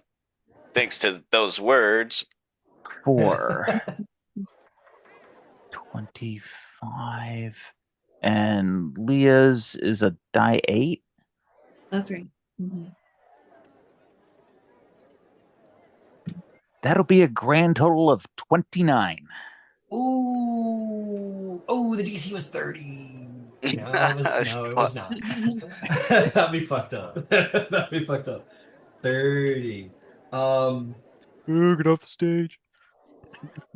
That's terrible. This guy stinks! DC was 30, get off the stage. DC 30. No, you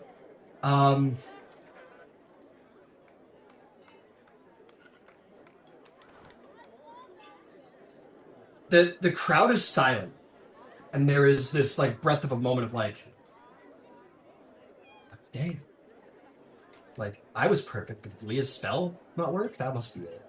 No, you look, you wait for something to even to know that you failed, and people are just like listening in stunned silence.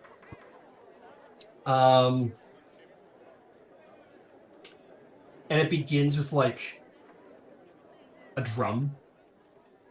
You hear just like a drumming sound, and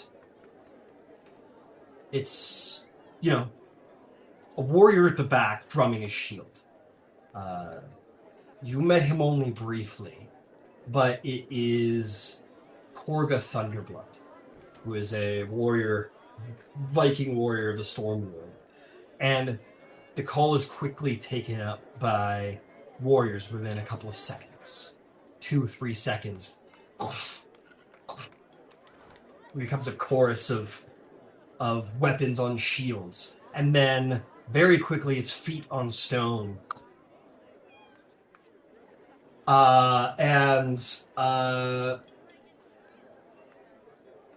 hadn't really been...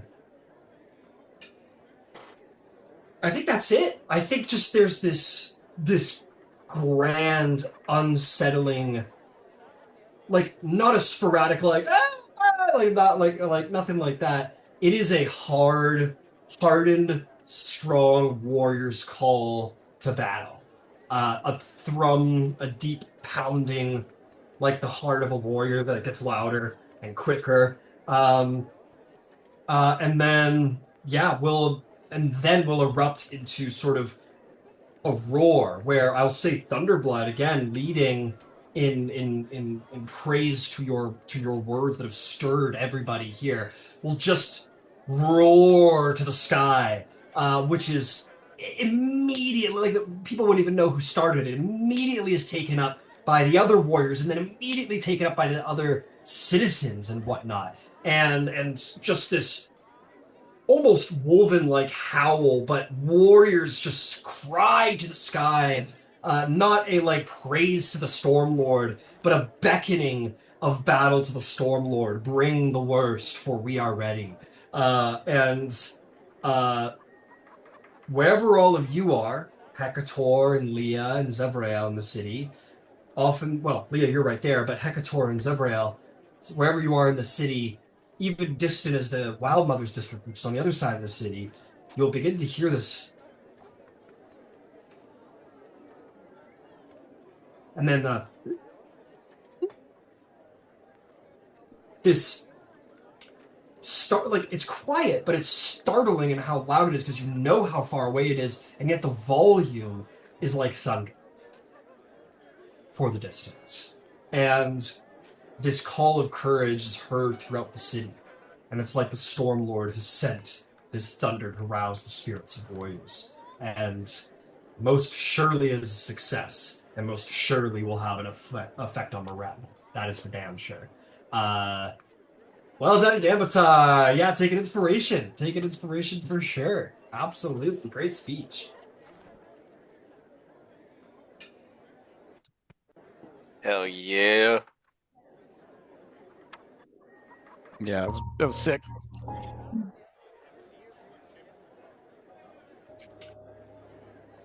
I cribbed from the very best. For those of you who don't recognize it, that's a takeoff of the Crispin Day speech from Shakespeare's Henry V. Hmm. Such a learned man you are. I've been around the block a few times.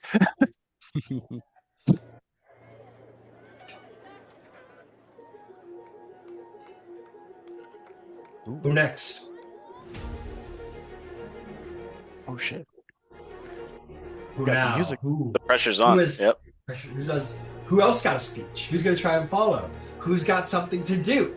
Vasselheim's open to you. If there's, you're the war leaders of the city. If there's something to be done to help the city's chances of living, it's up to you. If there's something you need to do to steel yourself for the battles to come, 3 more days and they're gonna throw everything they got at you. So what you have to do? Hmm. Could I convince people to conscript in the army? No, that's not how conscription works. Uh, You can convince people to join the army, but you can't convince people to conscript because I don't think it works like that. But you can certainly try and similar to Gambatar, go and try and like convince people to muster their courage and fight for their city. Or That is a tough act to follow. that is a tough act to follow. Luckily, nobody heard it wherever you are. Ah, yeah, yeah. What time of day is it? I know there's ash, but Good question, man. You guys all woke up, charged the Wild Mother District. That was a battle of a couple of hours. The whole thing put together, and then there was this war council. I'd say the sky's getting dark. Night, the darkness is coming. I would say let's call it like 3 hours from sundown, something like that. It's late in the day, that's for sure. okay. Can I time it where the sun? Do we see the sun on the horizon? Like when it goes down? The sky is ash with the fall, with the destruction of the continent of Dominus. The sky has been coated in ash. You haven't seen the sun in more than 10 days. And you probably won't for a while. Then how about just for today, I be their son. Oh. So, why don't I'm gonna fly up, probably once I'm 10, 15 feet off the ground.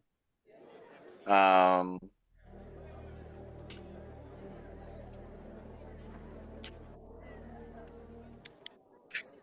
want to do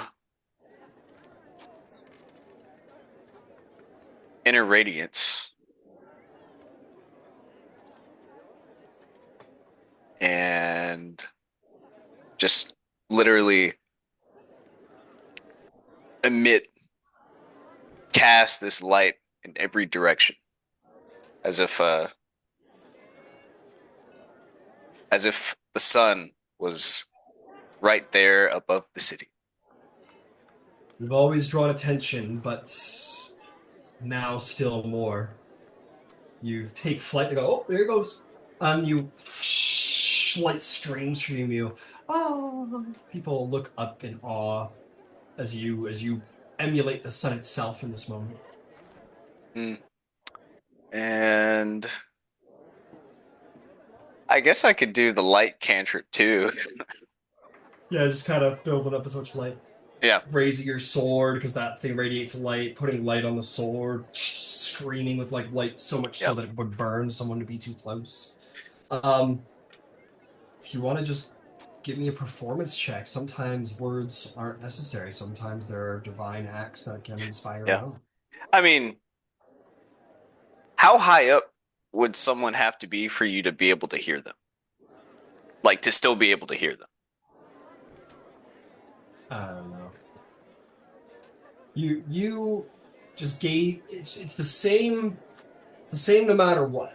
But you can project. If you want to go like 30 feet up and project, then you're probably fine. In an open setting. Yeah. That'll be part of the performance check, we'll say. Probably wouldn't want to go 100 feet up. That might be a little but in a busy city. Yeah. Definitely probably less than thaumaturgy gives you. Yeah, but you could speak from your chest about a little bit. Maybe go like 50 feet up and Vassal, really project.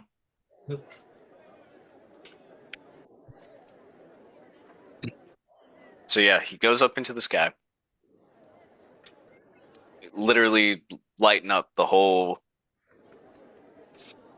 I don't know how big the light would be, but it's pretty. Probably draws attention from the whole city. It's quite a beacon. Okay. Especially at this late hour. The beacon's in it. Vasselheim calls for aid. People of Vasselheim, your angel watches you this evening. But I do not stay here just to observe. No. I mean to enact the fire in all of your hearts. The light in all of your hearts. We stand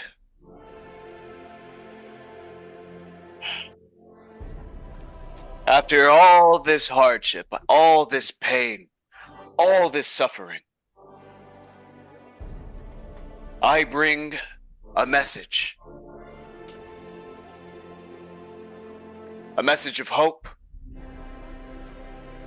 A message of defiance.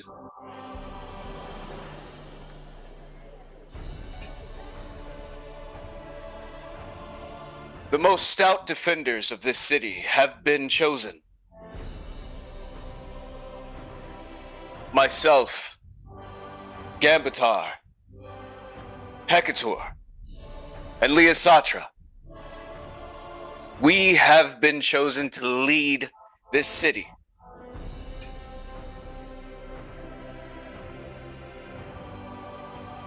We have 3 days. So only 3 days until reinforcements arrive. The elves will come to Vasselheim to protect us, to push back the forces of evil and darkness.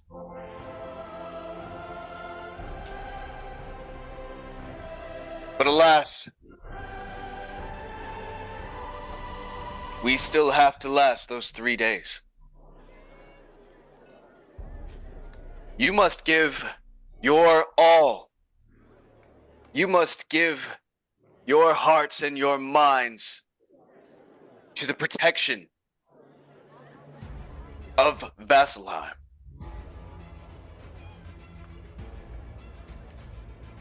In these coming days, I only ask that you give all that you have.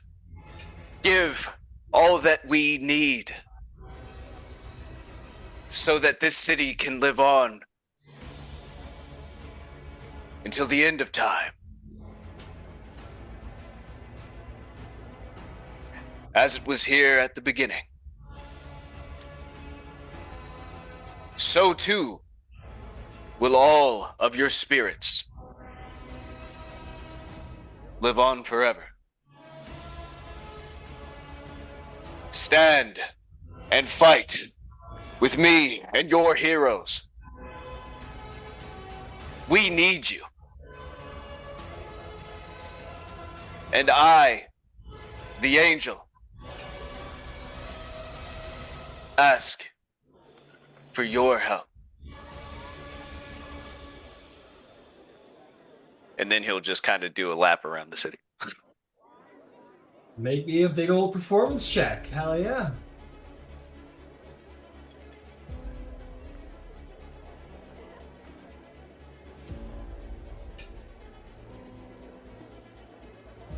Hold on. Okay.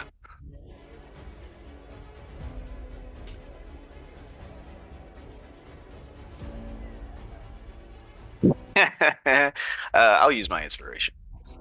I'll give you advantage for this. Okay. You poured a lot of spell power into becoming the literal sun as you did it. You said performance? Performance, sorry, persuasion. You spoke. Go ahead and Okay. or performance, either or.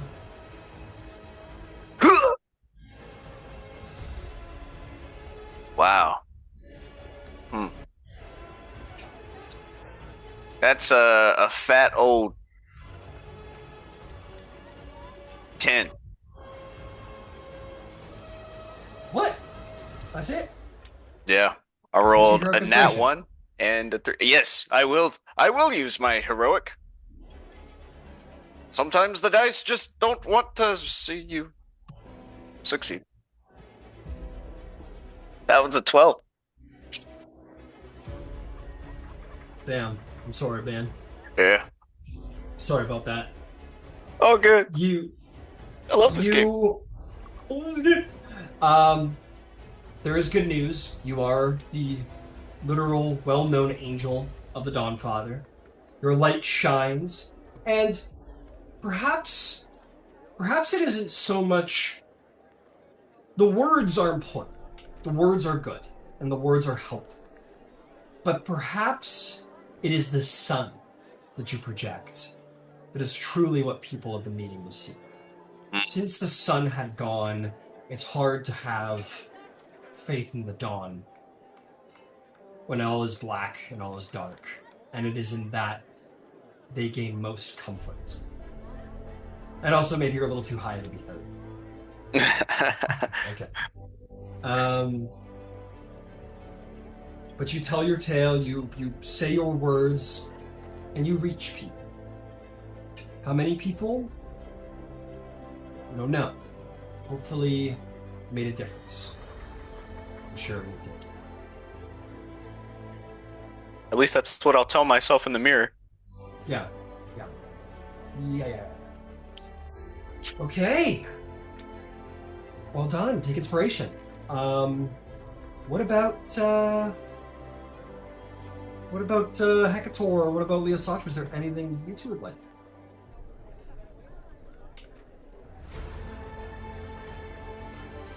What you think, Leo? Yeah, I do have something I want to do. Maybe as it gets later, after everyone has done his speech, I would try to find him and Hecator. Yeah, absolutely. Yeah, you find Zevrael and Hecator. Absolutely. All right. Perfect. So she'll look like upset, which is probably pretty normal for Leah at this point. But she is upset. She looks nervous. She's like looking around, and she wants to go somewhere private if possible. Is there anywhere that she would know of that's private? Yeah, you guys have a place that is been given to you. That sort of like mostly cleaned out like VIP apartment you were given Okay. yesterday. Yeah. So you guys can go there, and that's perfectly private. Yeah. Okay. Um, she'll be like, okay, um, I have something to tell you guys, but and she'll like look around again, and I want to do a perception check for that creepy dwarf girl, actually. Yeah, go ahead.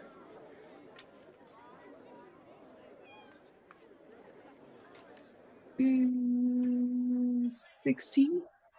16. No, you don't see her, and you'd also note she pretty much exclusively finds you on the street. So you're pretty sure she's not here. Okay. Um, Regardless, Leah looks like nervous, and she is looking around like for something.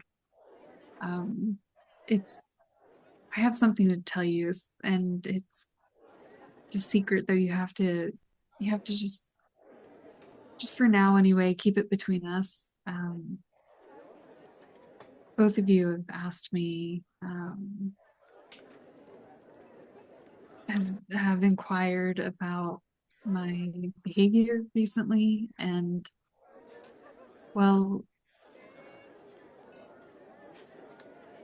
I'm in trouble, big trouble. And you see, there was a night many weeks ago where this entity, he came to me in my dreams and um, tortured me for several nights in a row, and it was absolutely awful, and I didn't know what to do. So, well, I gave in, and the pain stopped finally, but he didn't go away. He kept coming back again and again, and I mean, he's haunting me really, and he forces me to do things that I don't want to do. And well, he's asking me to do more and more violent things. And now well, he wants me to murder someone, to just kill someone. And I can't do that. I can't. I mean, I can fight on the front line against the demons, but I can't just kill someone. It's different, you know. You guys know. And well, the problem is though is I can't resist him. Not really. I don't stand a chance against him. It's so much worse than I could have imagined. You see, oh man, I'm terrified. And at this point she's probably like in tears. Just tears like streaming down her face because she is like shaking with fear. Um it's Torog, the crawling king, one of the betrayer gods. He's the one that has me chained. And I need help. I don't know. I don't know what to do. I think he'll kill me if I don't kill someone else, and I can't do that. So I don't know what else to do, and you two are the only ones I can trust. I worry for Gambatar because well, he oh my god, what did he do? Sorry, I forgot. He did something and it made me think that I couldn't trust him. Ryan, do you remember what it was? We talked about it. I'm sorry, I totally forgot. Visiting your jail cell? There was the jail cell where he kind of like Yeah, wouldn't face you, and then everything that just happened with the Great Khan and making a deal. I think those yeah, were the two things you brought up. I think so. Yeah. Sorry, I just like drew a blank in the moment. No worries. But and for good reason, the Justicars are killing the corrupted in the street, and I don't want to die. I'm not evil, you know that. Um, but I just I don't know what to do anymore. I think as soon as you mention the Crawling King, I think Zebrio like unsheathes the sword a little bit. See if it glows blue. You guys understand? You know I'm not evil, right? It's the curl. You're Yeah, not you're cool. You're cool. We're cool. I just want to talk to her. Yeah. I think Hecator hearing this is thinking about the weeks. He'll ask, Tor tortured you how? Well, he bound me in chains and Oh, just kept getting tighter and tighter, and he made me choose to either breathe or break an arm, and it was terrible games like that. It was awful. It was torture, really. hey, I Why are you experienced the just same now thing. telling us? You too? Weeks ago, I didn't know that's what it was. Thought it was some kind of curse. I had it purged at the Dawnfather's gate. Well, consider me weaker than you. I was not able to resist. How did you break free? How did you resist him? I rolled a natural 20 wisdom check. I'm pretty sure that is.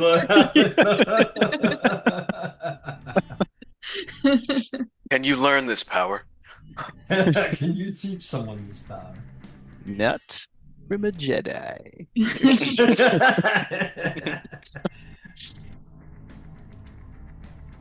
Oh, So not unless you're a monk multi-class. hey.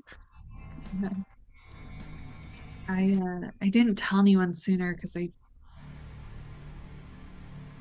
guess I was thought I could handle it, and I didn't think what it was so bad, but then I came to realize I'm in really big trouble. I guess naivete is to blame, but I do admit he when I do the things he asks, he does make me stronger, and I'm able to do things that I wasn't able to do before, but it's not worth it. I don't I don't want the power if it means I have to kill people for it. What did he ask? What did you do? Before you Sorry. answer any further questions, submit to a zone of truth.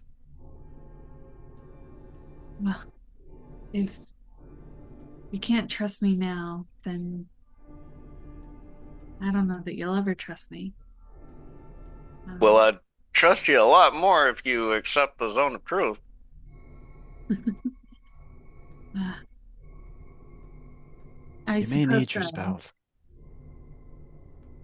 Yeah, are we gonna get a long rest? That would be nice. Yeah. Okay. um, What could be no, worse than this? I'll I'll submit if it makes you feel better, but I don't I don't like it. I don't prefer it. I am telling you the truth now. When you were asking me questions earlier, I was withholding the full truth. It's true, but I don't have anything to hide now. I'm asking for help, really.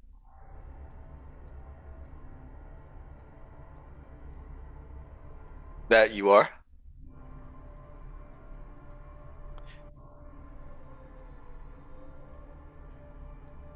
How are we supposed to know that this is even Leosatra talking? Hope you've come to know me a little bit since you fell from the sky. And Hecator, since we teleported together, and since all of this really happened, I hope you've come to know me. I am no demon. That's for sure. Maybe haunted by one, but well, it's not even a demon. It's a god. Yeah. It's like, guys, I'm fucked. Like royally fucked, I think. Yeah.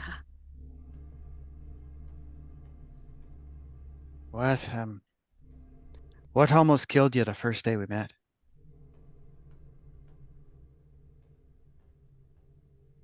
Say that again. Sorry. What almost killed you the first day we met? Up there in the snow and ice. What I must kill. Oh, I don't know. I don't remember. I'm Oh, sorry. oh, oh! Not her. Get her. It's a witch! It's a witch! It's a burn the witch. I smoked too much weed. Oh, it's her. It's her. Oh. Yeah, that's Leah Satra, all right. It was a bear, by the way. It was a bear. Yeah. Oh, the polar bear. Okay. Whoops. We killed it and ate it. It was "Dang so it." traumatic. She's like crucified. It's like, dang it. Yeah. Whoops. Okay. Shouldn't have Yeah. smoked weed before the man. big confession, I guess. Satra, are you high right now? Says the guy literally like raised on a fucking mountain or wherever you're from. Hey, Mama's a druid, you know Mama partakes. got a lot of herbs out there in the woods. Oh, different So- varieties. Raya didn't know, but yeah, Leah Satra would say without hesitation, the polar bear, and I killed our druid friend. Hey. Well, that's as far back as I can remember our relationship going. Well, I mean, Ryan, I would like to detect thoughts on Leah Satra, please. oh shit. Okay, you cast wave your hand, you cast detect magic. As you do so, you Ah. hear Detect thoughts. oh yeah, detect thoughts. Yeah. That's what you said, right? Detect thoughts? Yeah. Yeah, you said detect magic though. Oh, sorry, I misspoke. It's on. In my brain, I meant detect thoughts. You cast detect thoughts, and within her mind, you hear, "You want proof? It's her and not me. I'll give you proof." Make a wisdom saving throw, Leah. Oh no. Through the ditches and burn through the witches. Y'all know that song? Yeah. think so. That's good. Can I roll? Can I use a lucky? If you already rolled, No. then yeah. Okay. I would like to use lucky then. Oh, 19 wisdom save. That's pretty good. And it fails, huh? Pretty good against a Leah- god. You guys hear the faint, ominous, like sourceless rattling of chains as Leah's arm is dragged into the air. Leah, you're in full control of yourself except your arm and apparently your mouth. As you cast a spell on the two of them, I need you to make a. I need the two of you to make wisdom saving throws. Hecator and Zebrea. I'm so good at these. You are, aren't you? You're That's paladin. Oh yeah, I am. 17. Oh, and I'm within 10 feet of you. Yeah. Is this for a Yes. charmed or frightened condition? For you, For them. well, You you're go- not helping them, so don't you worry about it. You're not helping them. You're doing this. This is you. No, it's not me. Yeah, it's you. It looks like you. It looks a lot like you.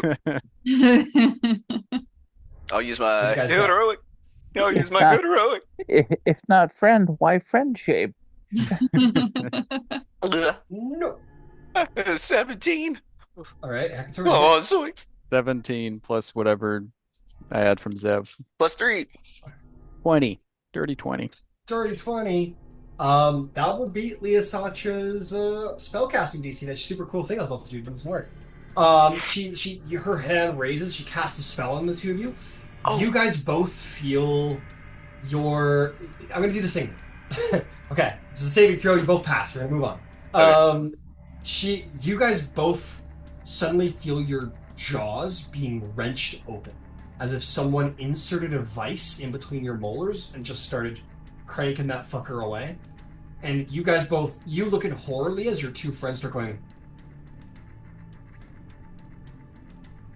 and like to the point where like their mouths might break, and then the two of you are able to come to your senses and realize this is a trick of the mind and nothing more. And before whatever happens, and as the pain builds in the back of your jaw very quickly, you both kind of come out of it. You feel a rush of rage in the back of your head, Leah. I'd like you to make a strength saving throw. Strength saving throw. Oh no. You're good at those, right? Oh, I just got a nat 20 though. Guys, fuck off. It's a god. Yeah, fucking girl. She's 30. Sorry. Well, I'll tell you what. Your arm doesn't break, which is great news. So you'll take half damage. Yeah. How much damage do I want to do to you? I'll just start collecting dice until it feels. It's only fractured in 20 places. Not broken, just fractured. Slip and fall on a nearly bottomless pit. Roll all dice within 30 feet for damage. Yep. All dice within 30 feet. That was so slick. Oh no, that's really bad for you. I've got a lot of dice. Okay, is that a 5-count bag of dice? I gotta count them. Hang on, we're gonna be here for a minute. Oh my god.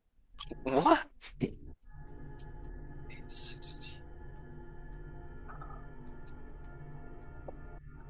You hear Zavrael, I have not them, you. And you see Leah's hand goes backwards, and she gets thrown back against the wall like someone just took their palm and shoved it against her hand, and you might even hear like a little as like fingers threaten to dislocate. And Leah, you're pushed back against the wall. You're unable to unlock your elbow, and you're basically pinned to the wall by your shoulders. Your arm is like digging into the wall. Your arm does not break. If you failed, this part was going that way. But you saved on your strength save, and it doesn't. So you'll only take the damage, and you're sort of grappled against the wall as your arm's like pinned to the wall, and you guys like see that her arm looks like it's gonna give, because this is an ongoing effect. What do you two do in this moment? I will also say the room sound, it's like you can't see any chains or anything, but she's obviously getting like voodooed around the room, and you can hear the sound of like chains, like someone ringing around chains angrily. Okay. Can I use Leosatra's mind to fight this thing? Like, can I utter some fucking... Use your abilities on your character sheet.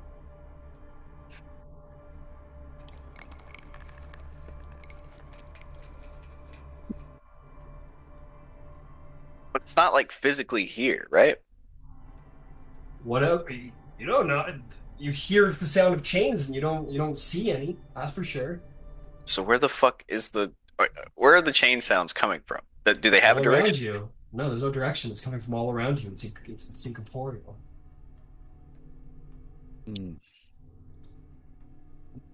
I foresee only one way to solve this problem. I think Hecator looks to Zevrael quite concerned, kind of taking a bit of a dodge stance, like ready to dodge anything that's happening. If it's in her mind or soul or whatever. Yeah, you're connected to her mind as a note. Okay. I think I'll try to talk to Leah.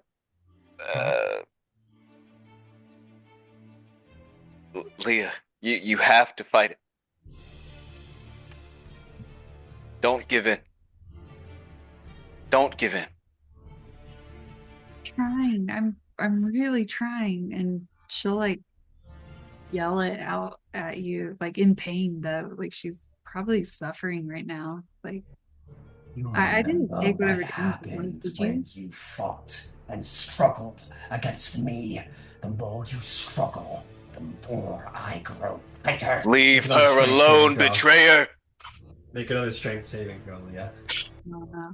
as you And start to struggle against him. did you ever tell me what that damage was? Yeah, it's 24. Oh. Okay, another strength saving throw. Oh, I got a natural 18 for 18 though, so Okay, your arm will persist. It will not break. I'll say this time though, like again, almost like as if someone tugged an invisible chain that was around her shoulder, though her arm is locked in place. It's like she suddenly reels into the roof, and your head crashes into the roof, Leah, as your shoulder hits the roof. Again, threatening to dislocate, but apparently this is the strongest you've ever been in your fucking life. This is gonna be it's gonna be 19 points of bludgeoning damage as your head smashes against the roof. yeah, I'm bloodied right away. You'll see a red. Her head hits the roof, and there's a stain of blood that splatters from the back of her head across the roof, and she starts being like dragged across the roof, like as if she were possessed, like grudge Fucking style. exorcist style, like exorcist style. Yeah, you're like. Katora will look at Zev and say, "A temple. We gotta get her to a temple, right?" Yeah, You hear in your head, Zevrael. You hear in her head, but you can hear her thoughts right now. You hear, "Or you submit. For your defiance, there will be more punishment. Only you will take it and not her if you bend and beg." What if I punch Leosatra in the face? Go ahead, punch her. See what happens. Big attack roll. I'm thinking that knocking her out might help. I know the paladin goes, I know what to do. in the most paladin solution ever. Fight! Break off a chair leg. Counter. Counter?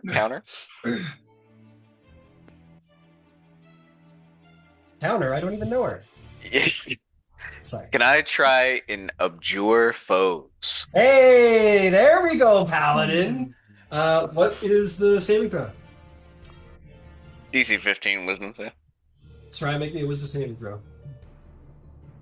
Okay. It may be a god, but he is using his. Oh. I got a dirty 20. You Can I cast choose to this. roll at disadvantage? No, you can't. No, you can't. You try to abjure him, but whatever this is, it's inside of her, like something that has like wrapped its chains around her and bound her to his will, and its hold upon her is strong in this moment. You notice.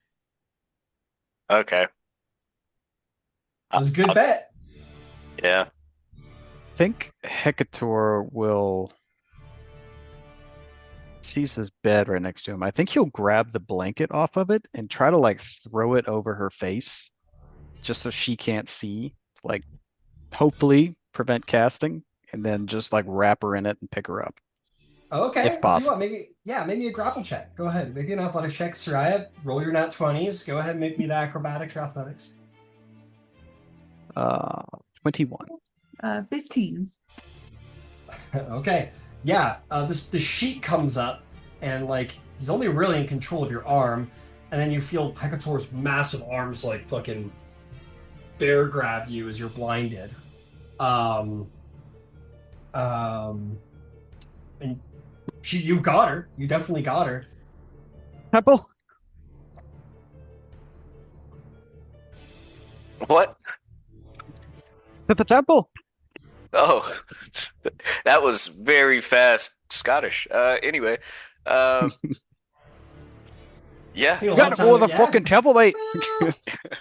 Why are you gonna go to the temple? They'll say, "Oh, no, invite the bastard." He won't even Yeah, wait. He'll just fucking grab Zevrael too, and just yeah. Somebody's like, start running. and you grab him and then take off. In your head, Zevrael's the spell's going out. It's only a minute. You hear, "If you won't submit, I will make her suffer for all three of you at once. Take her to a temple. There won't be enough left of her to get her into a temple." Make a strength save. Oh no. I'm gonna knock No, her let's see if you out. can do it. Let's see if you can do it. So I think at this point, like she'll like through her tears say like he's gonna hurt me. He's going to hurt me if I don't give in. I think I have to give in. And No. yeah, 13 strength save. 13 strength save.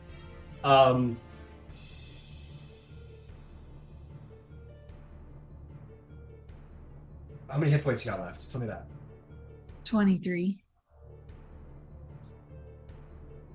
You feel your back left leg start moving forward of its own volition, and it feels like your kneecap is going to pop.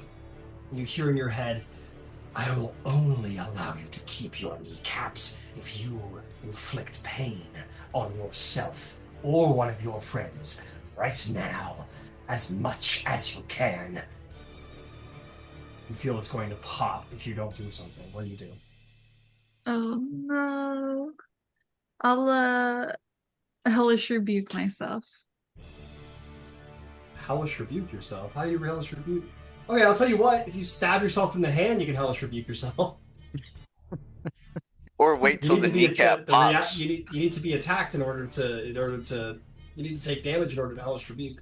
Yeah, okay. I'll take out my dwarven dagger and Zevrael, you see the flash of she's like, I don't think I can. And you hear her like kind of as you see the leg is like starting to move a little past the point, and then Can I brace it or something? Yeah, hold the leg. Yeah, you. Make an athletics check. Jesus Christ! Do you do leg day? What is it, girls and leg day? What the fuck? Go ahead and make an athletics check. Let's try and save. I've never seen you in the my gym. God. One way to stop Athletics. it. You've got her. You got him like there's his head, there's her head, and he's like, "Hang on," and he like flips around like in your arm. He like backsaddles you carrying him. He's like, what'd you get? I got a 15. You're holding it for the moment. You're like, I'm succeeding. Captain America. Oh, you get. But it's just her leg. It's a fucking kneecap. You're like, sorry, I've got your thigh. Oh, it's fine. And then you see the flash of I'm sorry.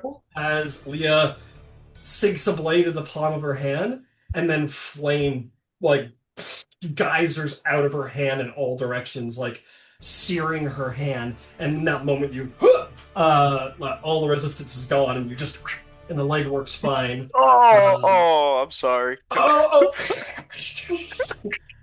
Balloon animal. Go ahead and roll damage, Leah. 8 points of Are we fire. there yet? 8 points of damage, and roll me a d4 because you shanked yourself with a dagger. Oh yeah. Oh yeah. Yeah. I don't know. Oh, that's Yeah. cool. Oh yeah. Oh. Ow. So 12 points of damage. I don't know what the total was. It was 4 and something. 8. 4 Yeah. and 8. So yeah, Yeah. 12. You find yourself beginning to lose consciousness as there's no pain like fire, and you burn your hand with hellfire in this moment and let out a scream. Hekator, you're fast. And you're like, which temple are you going to? What's the closest one? You I will guys are in take the any. center districts. I would say the closest temple. There's a couple of options. They're pretty evenly spaced out. I'll tell you what, not the Wild Nugget. It's Sure. on the outermost districts. But is there? You tell me. I'll leave it to you. Hmm. Oh, What's the instinct attack? You're I'm running. It's an thinking. I'm instinct. thinking Everlight. I'm thinking Everlight. Honestly. Everlight. Okay, Mhm. okay. You start tearing off towards the Everlight's temple. Leah, you do this and extract the blade from your hand as you're bleeding from it, and you're like you can see a little bit of bone coming out from your finger as you've like burned your hand, shaking with pain. It is horrible. And then you hear the voice go, "Now stab the monk." Holy shit! Holy shit! Just running. She'll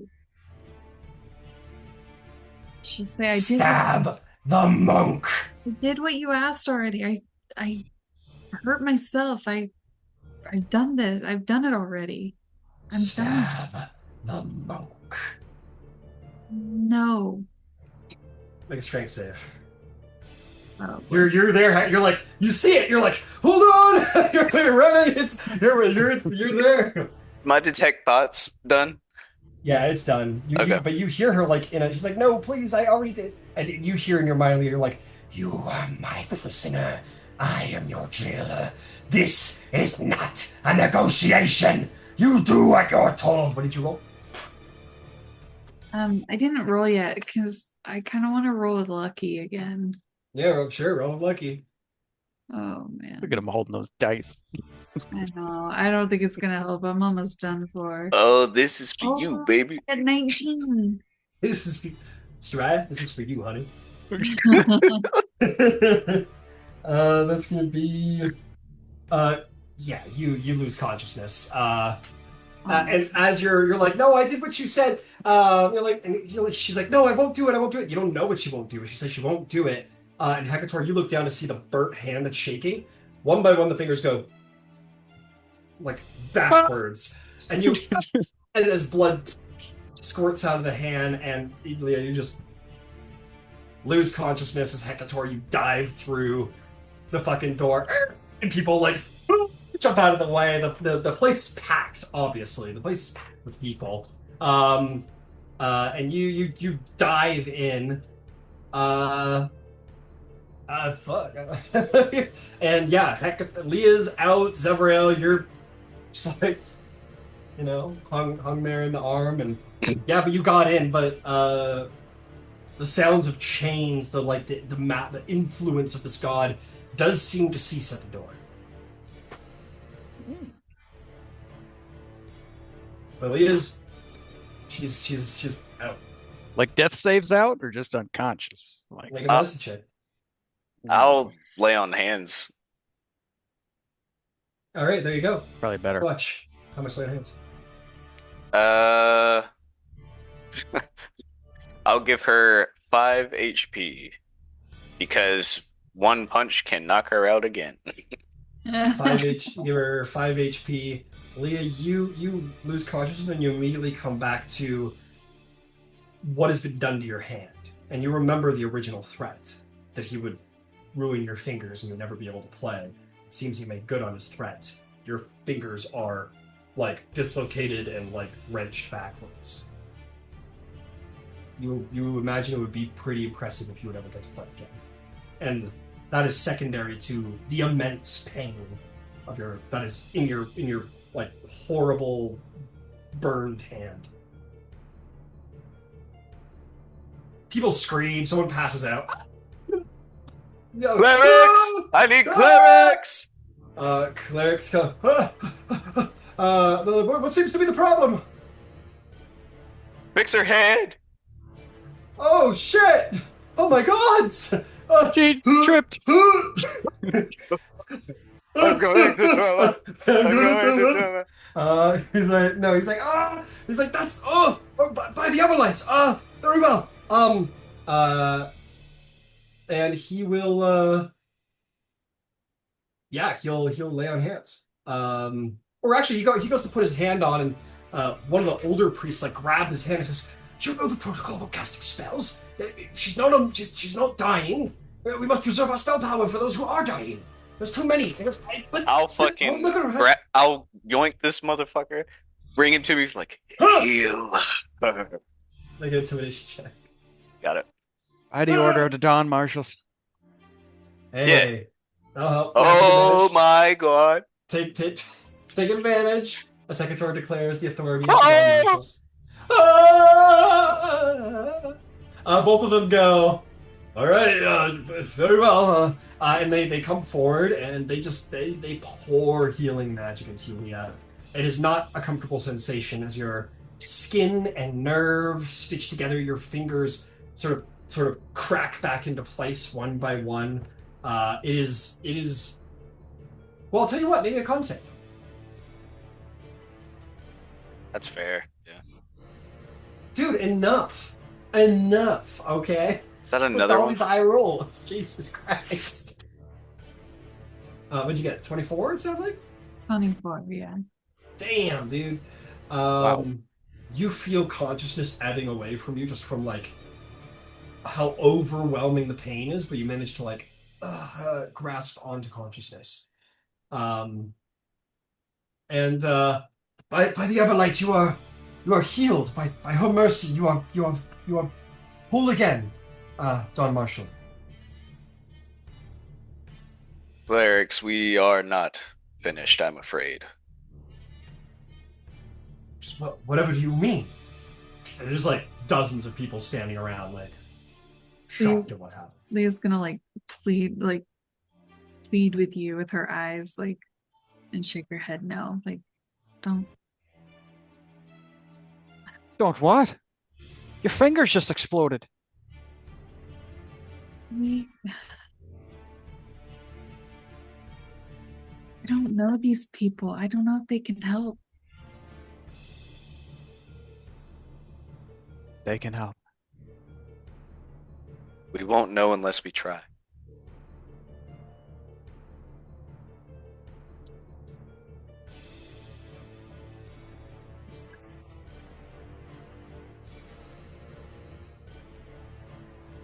I'd love to try. I mean, either he kills me or yes.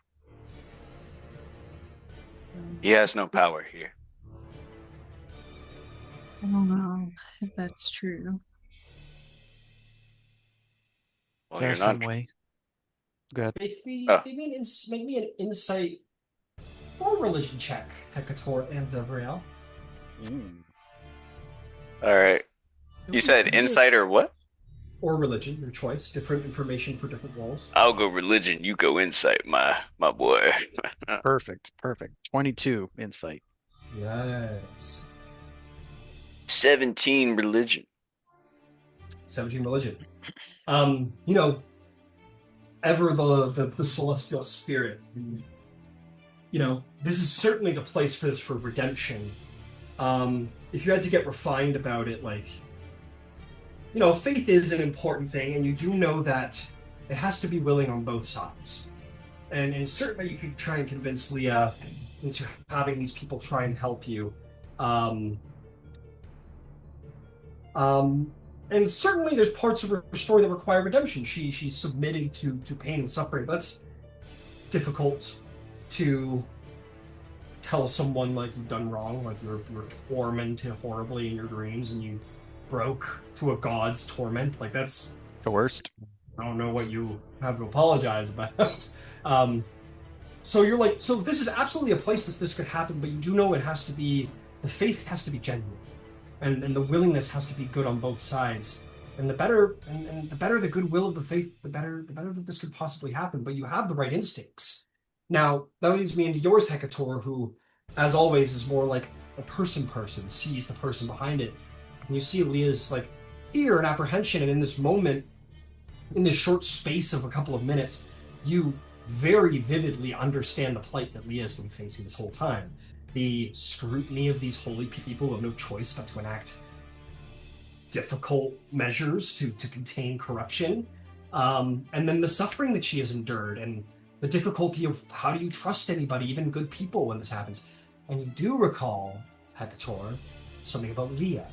She is faithful to Corlin. And she's familiar with the Arc Soul Reaver, the High Bearer of the faith of Corlin. Maybe it is there that she might receive more more comfort and succor from faith and be able to break this thing. How far away is Coralon's temple from here? I will say not far. The temples are they're a little spread around, but you're a pretty fast guy. Maybe they can come here. Commute. I will for the sake of ease and logistics and everything throw in with the religion check that her coming into this place is a lot like you know, in like the spy movies where like we've got a signal, like hold them on the phone for a minute, and it's like zooming in little by little. Imagine it works like that. Like he zoned in on Leah while she was confessing to all of you. That's why it took so long. He had to like zone in on her and kind of hear the words and find her. Upon being entered into this temple, he probably got splashed back and would need to like reassert his focus on Leah to find her. Which is to say, a walk to the Temple of Coralon would not be horrible. Okay. We'll do a sprint. Or a quick walk, or maybe even like a We'll do a brisk sprint. jog. Yeah. Yeah, I think I would share with Leah before we start sprinting. I'm convinced that we can help you, but you have to want it. I do want it. It's just when the pain gets so unbearable, I don't know what else to do but to give in. And it's just that he keeps asking for these terrible things, and I'm going to have to resist eventually. Your God can help you. That is what faith is for, Leah. Yeah. To give us a wall to lean against when we feel like falling down. I think you're right. Hey, that was kind of a bar, though. You like that? You're like, hey, look. It's a bar, write it down. Look at Granny. Sorry, Look, that's a trip. look, she's fucked up from that. You asked me how I escaped them chains.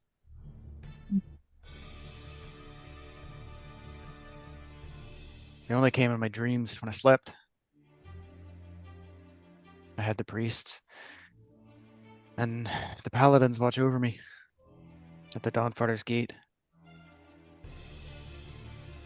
As I slept, I looked up, covered in them chains, and just a tiny bit of light hit my cheek. The Dawnfather. Not enough to do nothing, but enough to show me that I could. It's gotta be you.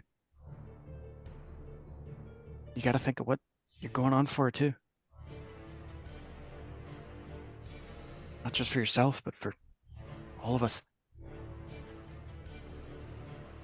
I need you.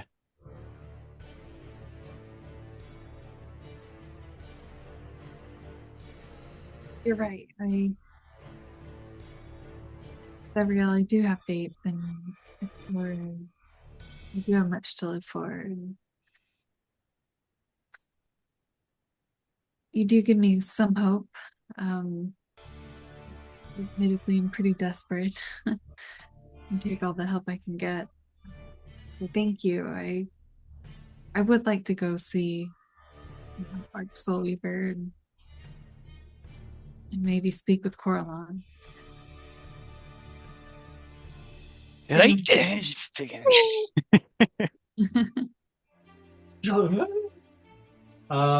and you guys make your way over to the Temple of Coralon. People are. Do you see that shit? Do you see her hand? What the? And people will be talking about that. And you leave. And you make your way over to the Temple of Coralon. Whether it is at a brisk pace or a walk or a mad dash, by the sounds of it, it is. You guys make it through the doors of the Temple of the Archont, a place that is filled with beauty, with art, stained glass that seems to almost gently coat the entire interior in like a faint green light, like forest, like sunlight just kind of coming through the green of trees, and a constant sound of music from choirs in the rafters. But when you look up to find that choir in the rafters, all you see is the illusory images of trees or forest all changing and altering and or becoming a battle. Basically scenes playing out in rhythm and concert with the music that is beautifully played throughout the halls. The hall is filled with elves, far few mages. In fact, since Darius the Illuminated's little tantrum with the absolving of the Tiefl's people, I haven't really seen a wizard or sorcerer or anyone in Vasselheim. They probably all left, which sucks. So in here, what you largely find is elves, clerics, musicians, warriors, elven warriors, eldritch knights, elites of whatever holy order is aligned with Corellon here in Vasselheim. Some battered, some not. And if you call, there will be an answer. And the Arc Soul Weaver will emerge with ever a gentle smile on the face that could ease the soul of any who look upon its beauty, and will approach all of you and say, it's been a while, Viasatra. It's been quite a while. Many things have happened since last you've been into this temple, hasn't it? Been a few days, but yeah, I suppose so. A lot has happened. Well, I'm glad to see for once that you bring your friends. Yeah. This is Zevriel and Hecator. An honor to meet you both again. Hello. And personally, Covered in blood hands. Oh. Yeah, probably noticed, but didn't seem to remark upon it. You kind of, like later, like after, but you're like, oh, very polite not to mention that my hand was covered in blood. And looks to you, everybody else, as Angel of the Dawn Father, most holy.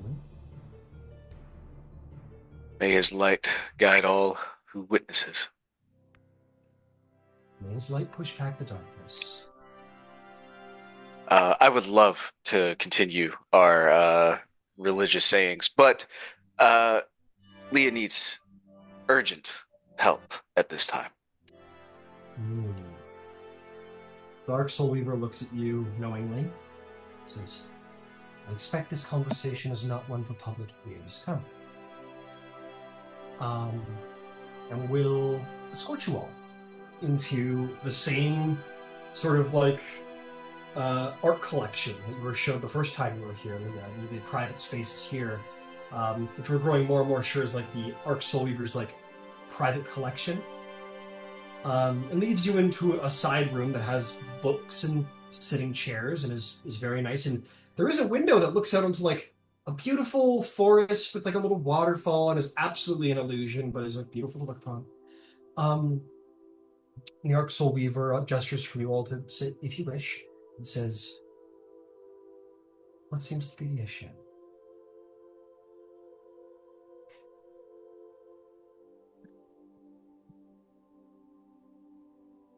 Well, I guess the short of it is that the Crawling King has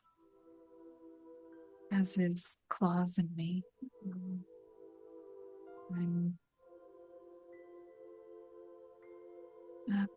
I'm wrapped in his chains, and they're getting tighter, and I have nowhere else to go.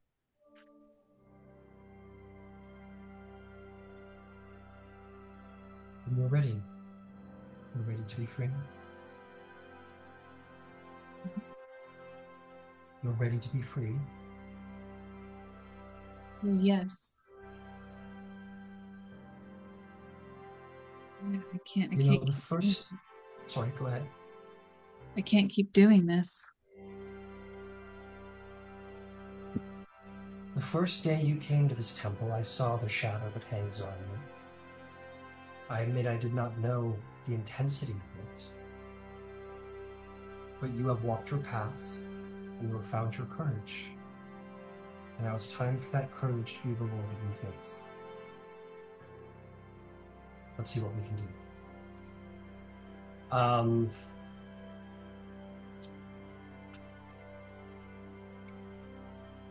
Bear with me for just a moment.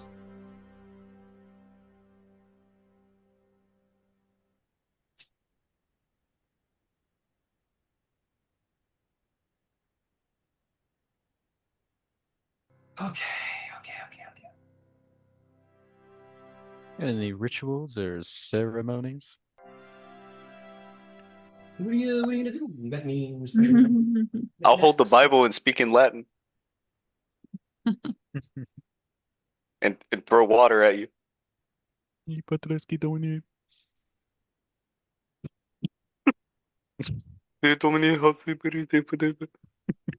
Request the pacho. That was from Assassin's Creed. Mm-hmm. I heard it. All the world around you goes quiet. And this is for you as well, Gambaton. And this is as well for everyone around you that you can barely focus upon. Oh, Because you are lost. You are lost in silence and between your own heartbeats. Fear me, if you must. A voice you do not recognize, none of them.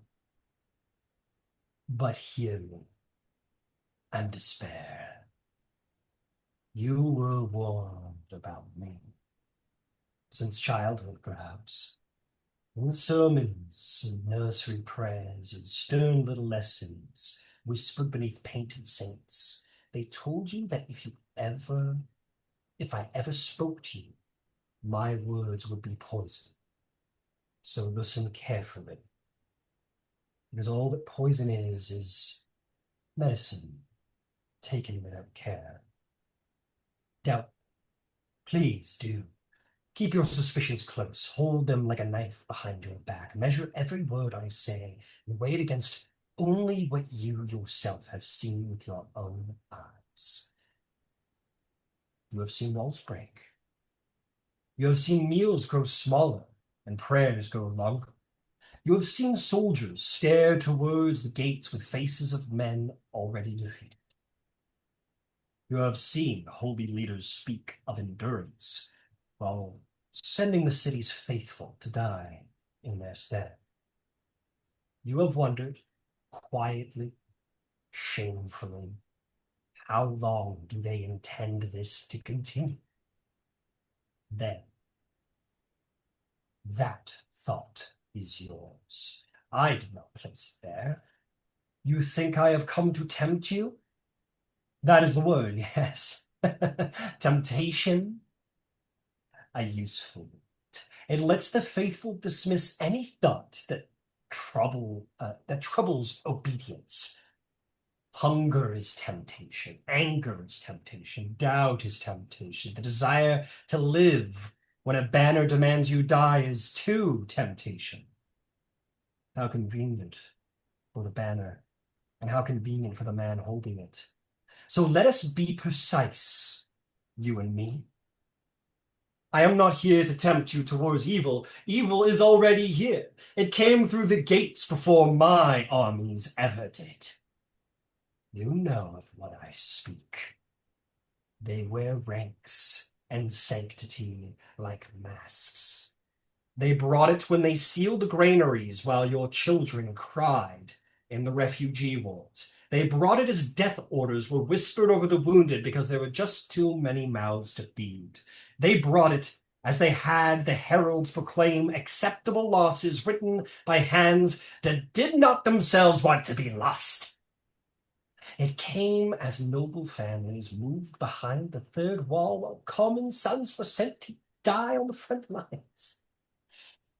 It came as your great Khan bargained the souls of his bravest warriors for his own life.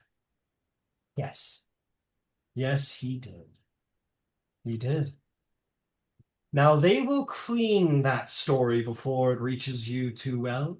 They will call it sacrifice. They will call it necessity. They will ensorcel you with tricks to prove their claim. They will say he bore a burden no lesser soul could understand. I understand necessity.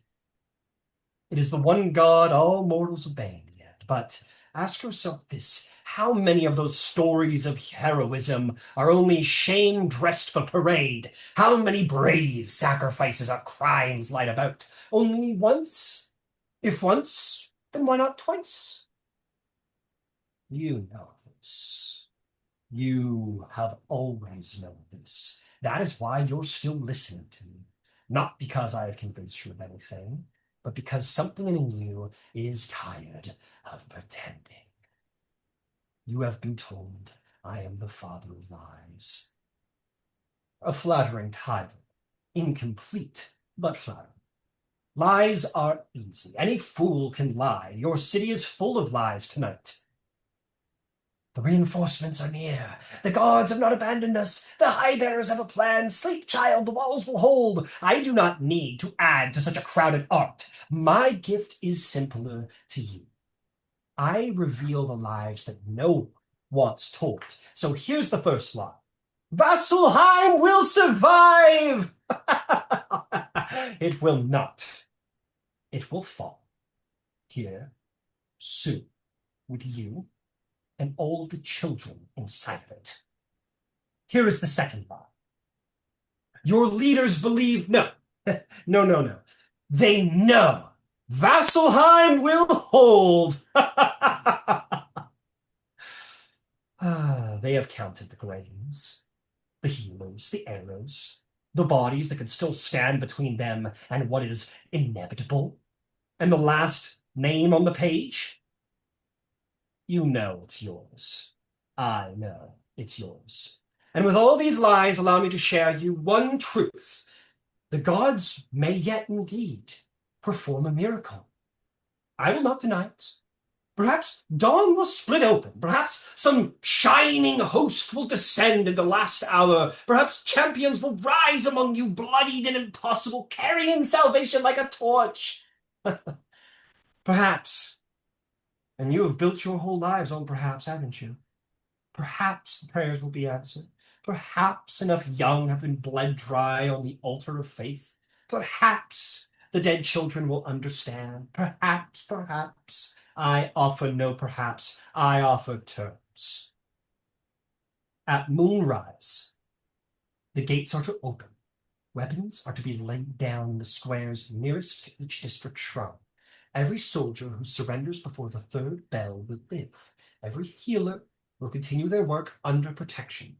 Every child indoors at the third bell will be fed by moon. Every household that marks its door with ash in the shape of a crown will remain peaceful and will be passed over. The priests who counsel surrender will be spared, and every commander and every person and every priest who continues to perpetuate the lie of pride will answer for the lives they have spent. These are not terms of kindness. Do not insult yourself by needing me to pretend for you. They are terms of order. Order is colder than kindness, but it is also more reliable. Kindness depends on who is watching. Order comes when it is called. You do not need to love me. Love has ruined enough of your lives already. You love the gods, and so you excuse their silence. You love Vasselheim, and so you forgave its appetite. You love courage, and now you cannot tell when you are brave or merely just afraid of being ashamed. No. Do not love me. Understand me. I am law without embarrassment, power without apology, and in my power I grant you what you have been desperate for: permission.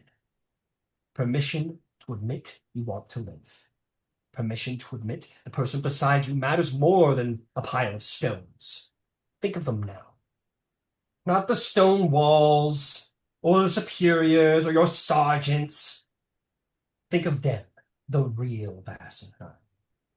The face your mind has been protecting since the start of all of this. Your son, your wife, your friend, your brother who stands above the gates, your mother who's in the infirmary dying, the little girl who was abandoned by the circumstances of fate. There they are. There's the real sin. Your leaders will ask you to save Vasselheim. I ask you to do just that. You are bound by hunger, by law, by duty, by command of the people whose names will be carved larger than yours in the end, by gods who demand faith and call it freedom because the cage has little clouds painted above it. I offer a better, a way that binds the strong firth in a way that makes the commanders answer for the lives he spend, not because I am compassionate, but because those who kneel will survive. That is the bargain, stripped clean. Kneel and live. Stand and become a name on a stone. I'm not asking you to be strong. I'm asking you to be brave. I'm asking you to be honest, and I'm asking you to obey. There will be fear, tribunals, confiscations, punishment. All deserved, all necessary, some regrettable. I will not perfume conquest and call it liberation. That's heaven's habit. So hear me and do as I say. At moonrise, my heralds will approach the first gate beneath white banners. Everyone has been taught what the white means. Do not sum yourself, or do the sum yourself. Do not let a priest do them for you. Do not let your generals do them for you. Do not even let me. Count what you love, then ask, what is a pile of stone worth all their lives? Polish your courage, sharpen your grief.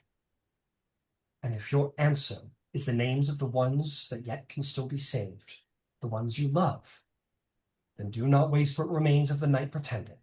Find your door, find the officer whose certainty has begun to crack, find your neighbor brave enough to be called a coward by fools, and save the ones you love. That is the kind of treason even heaven struggles to condemn. They will have answers, your priests, many beautiful ones. But fear is the last honest counselor you have left in Vasselheim. It has been trying to save you for days. I am merely giving it words. And I am Asmodeus. You know what I am. You know what I want. And you know what I will take. And you know it is better than what has already been offered. So open the gates. Live long enough to despise fate properly. Save what you love. And when the priests call it damnation, ask them why it feels so much like mercy.